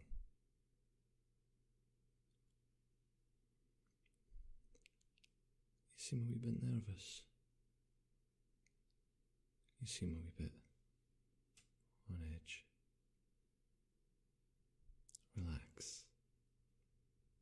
Relax. It's okay. Relax. You look good. Actually, you look really good. Much better than the last time we met. Seemed a wee bit colder then.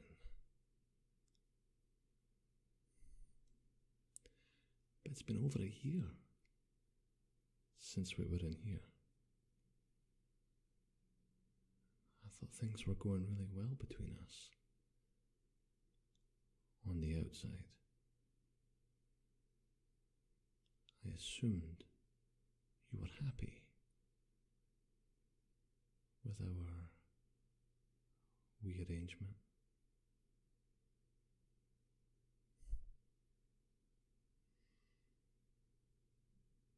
So what is it? You don't like the fact that I allowed you to get out of the charges? To live your life free from all this mess? Why did you have to complicate things by calling the station? The other officers and staff might get a wee bit suspicious now.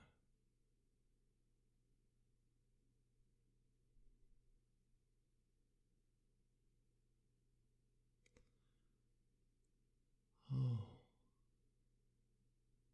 I see. You felt guilty and you want to come clean. You want to clear your conscience and go back to getting a good night's sleep again. Bit late for that. You took my offer, now you have to live with it.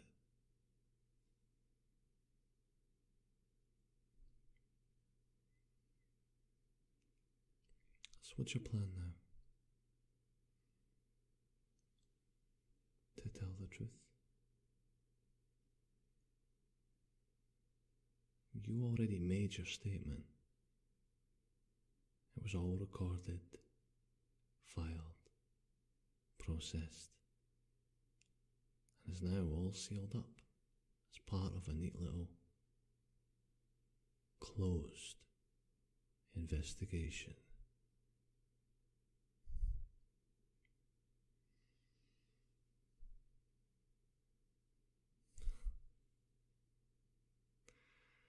Hang on a wee second. I know.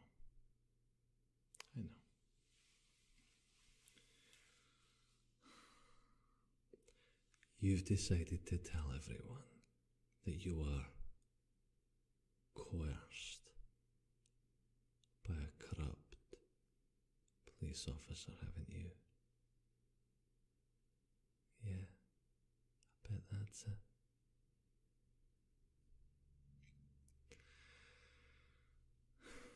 What do you think anybody's going to believe that?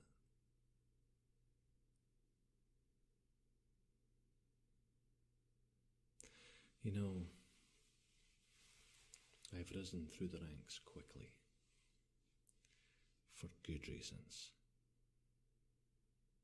Well, maybe not good reasons, but valid ones. So, you might find it a wee bit difficult to topple me from my perch, if that's your intention.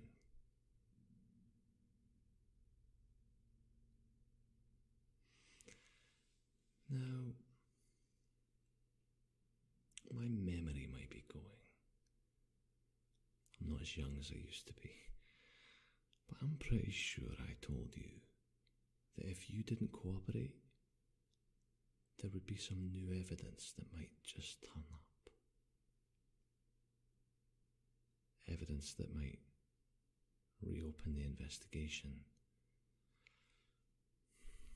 Evidence that might just send you away for quite the extended holiday in a nice Scottish prison.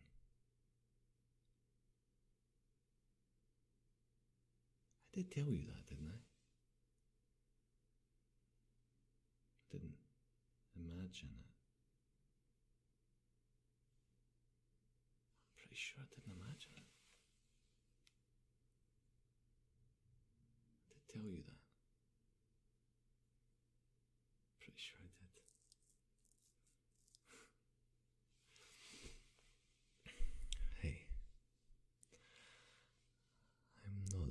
person that doesn't give second chances. You've hesitated. It's okay, it's just a wee speed bump. It's normal. It's manageable. It's fixable. It's even forgivable.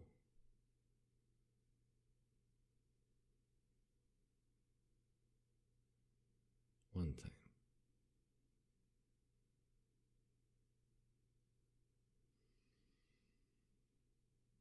But I still need you.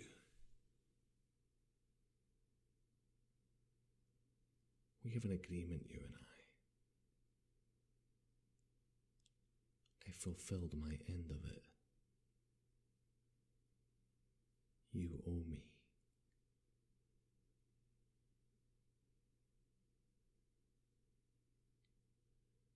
I got you out of here. Out of the charges. You got your freedom.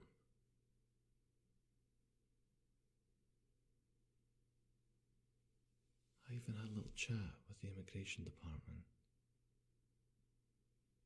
They told me you can stay on your current visa indefinitely. You can stay in the country as long as you like.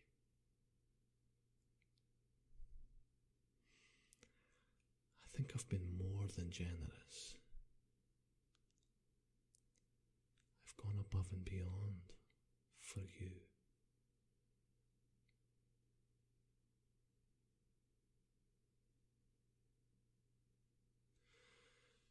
So why are you rocking the boat now?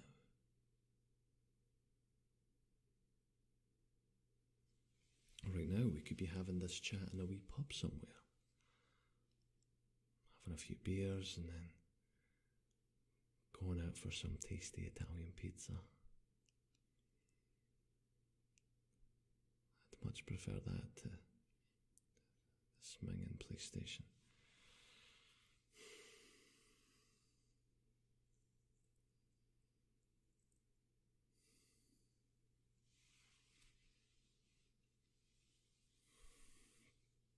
You're obviously having a lot of difficulty understanding me.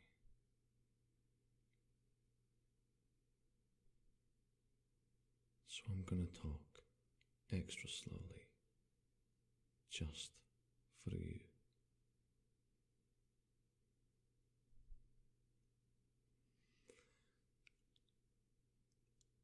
I can make your life very difficult.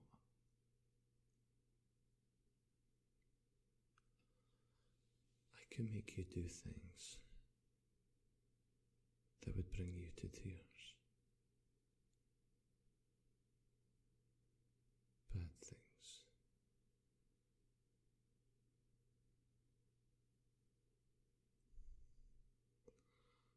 Horrible things.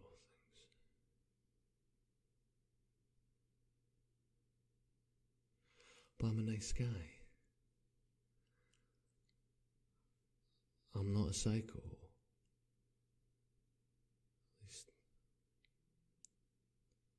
sometimes. I think we can repair our relationship and get back to a point of mutual understanding. We have a lot to offer one another. But I do need you to trust me.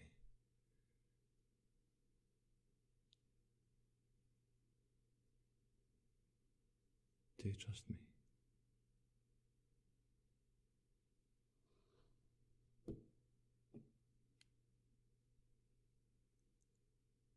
What's that?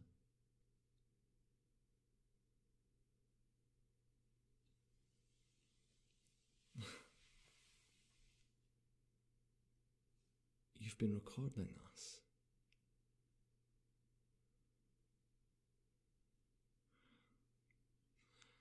You've been recording me.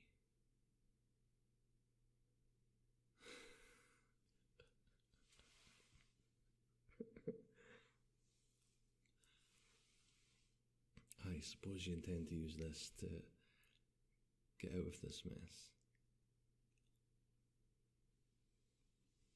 Grass me up to the top brass, perhaps.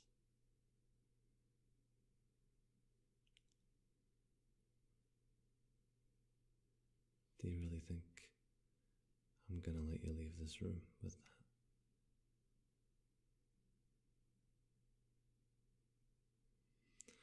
I wasn't very clever. You should have kept this hidden until afterwards.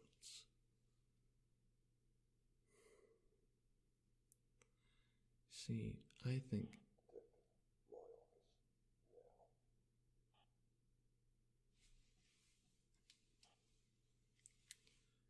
Aye, sir.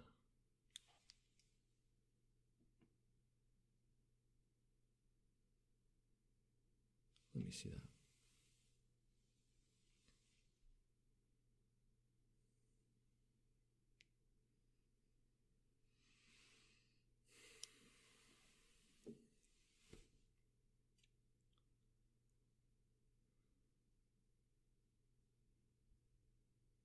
You've been transmitting.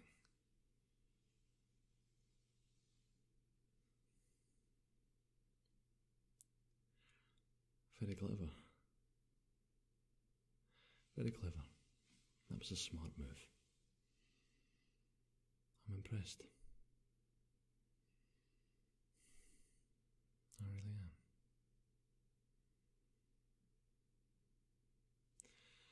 really am. I hope you've taken into account that this will be admissible to the court, and that the judge, my friend the judge, will be receptive to it. Did you think of that?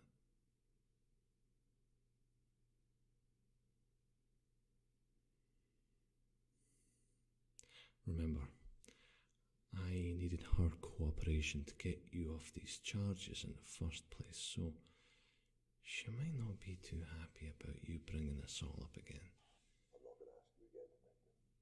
Get in here. Now.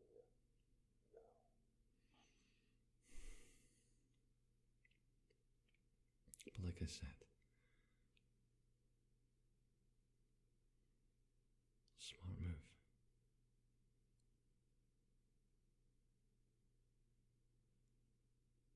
I'll see you later.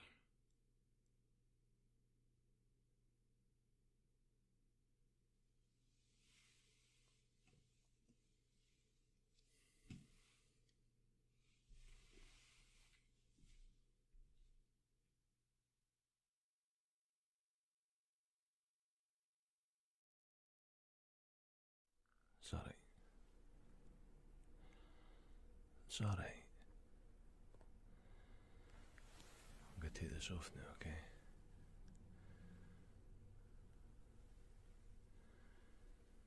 Yeah.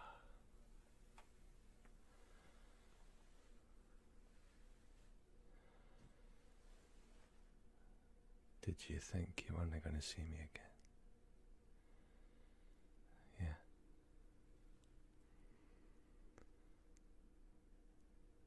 Did you really think you weren't going to see me again? Yeah. Well, here I am. Here you are.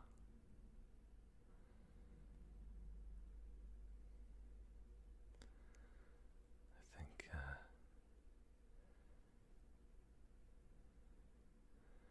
think things have changed now. They have to. After what you did to me.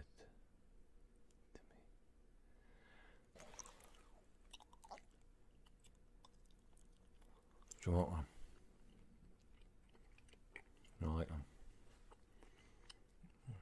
It's okay.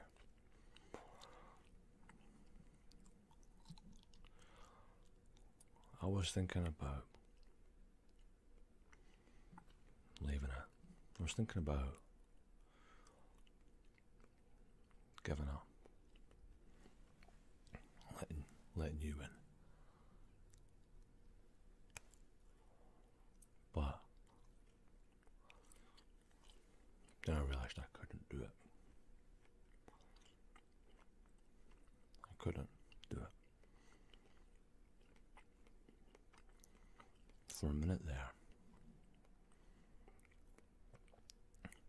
thought they might put me away in prison because of you. And they still might. Well,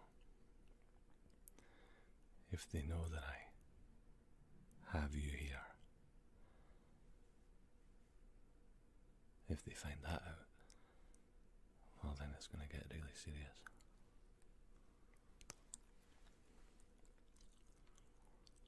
Yeah, really serious.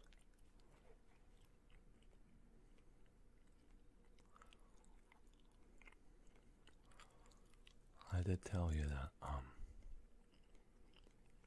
I was impressed. Really serious. Yeah, really serious now. Really serious now. Now that you're here.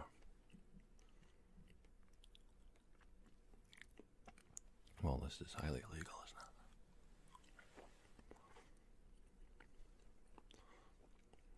But hey, at least we're not in that police station anymore. Am I right?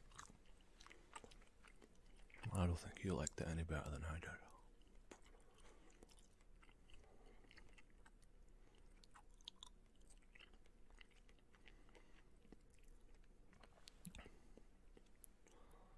So what am I going to do with you now?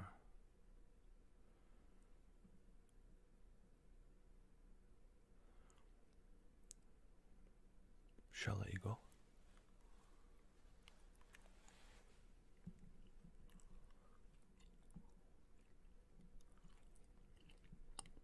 If I let you go, you'll just tell them that I abducted you, won't you? Yeah, of course you will. Yeah, you will.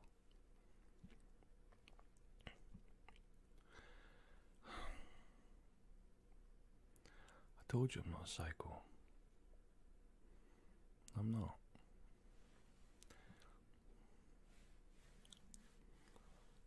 You know.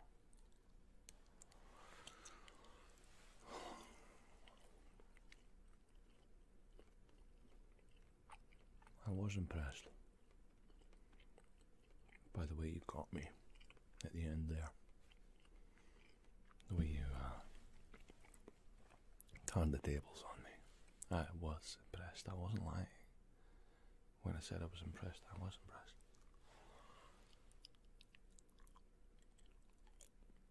But that doesn't change the fact that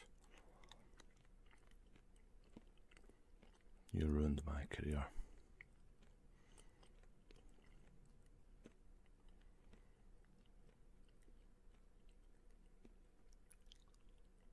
Yeah, you did. You didn't think I was going to get out on bail, did you? No. I told you the friend. I told you the judge is my friend, didn't I? I told you that. Yeah, I did tell you that.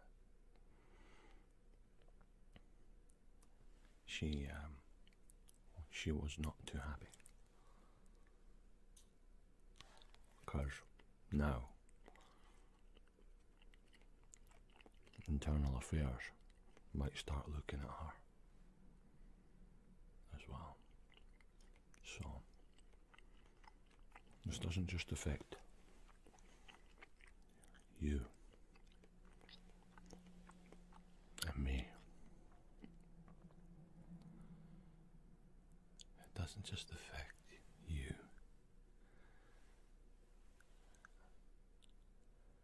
and me. It affects other people as well. So, that's why this is more serious than perhaps you thought.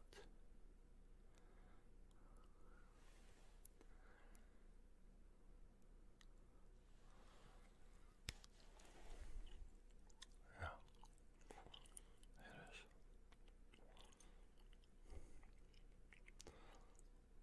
What'd you do it for?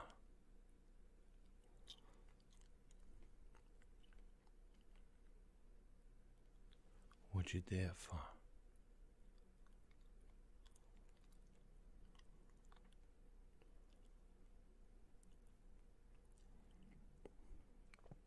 What'd you do it for?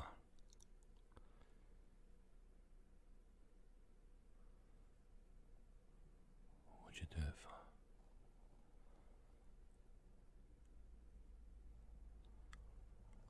What'd you do it for?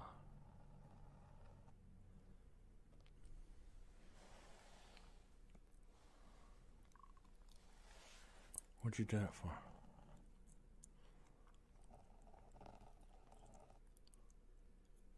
What'd you do it for?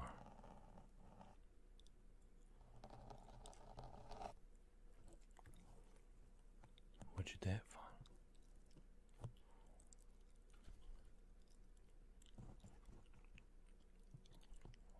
What'd you do it for?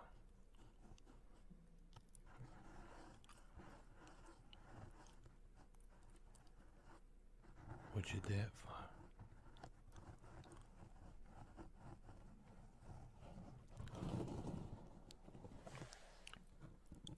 What'd you do it for?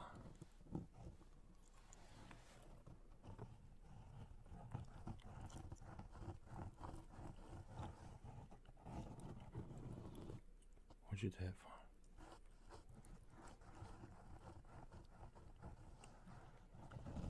No answer. Okay.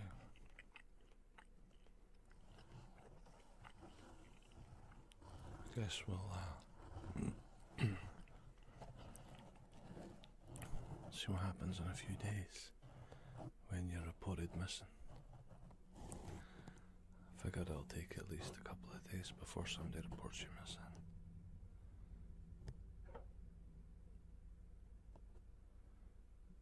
And then we'll know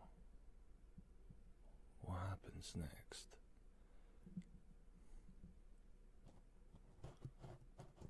What'd you do it for?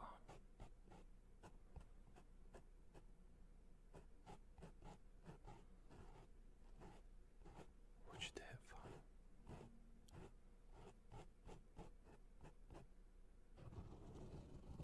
What'd you do it for?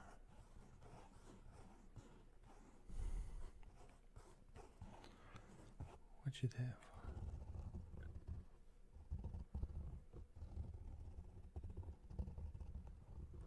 do it for?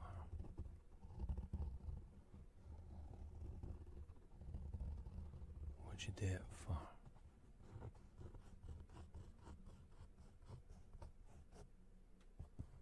What'd you do it for?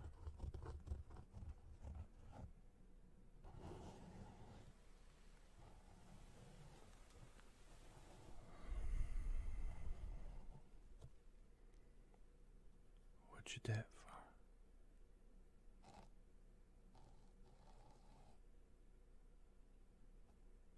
What'd you do it for?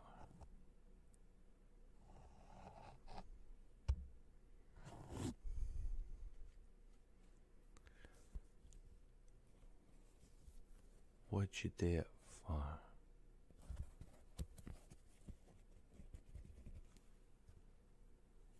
What'd you do it for?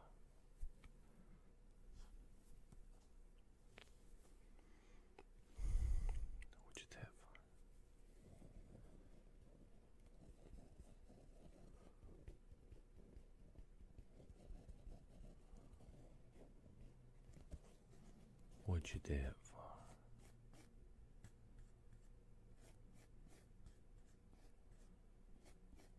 What'd you do it for?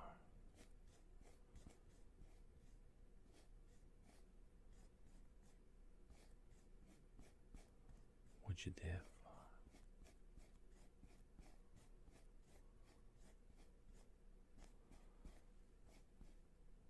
What'd you do it for?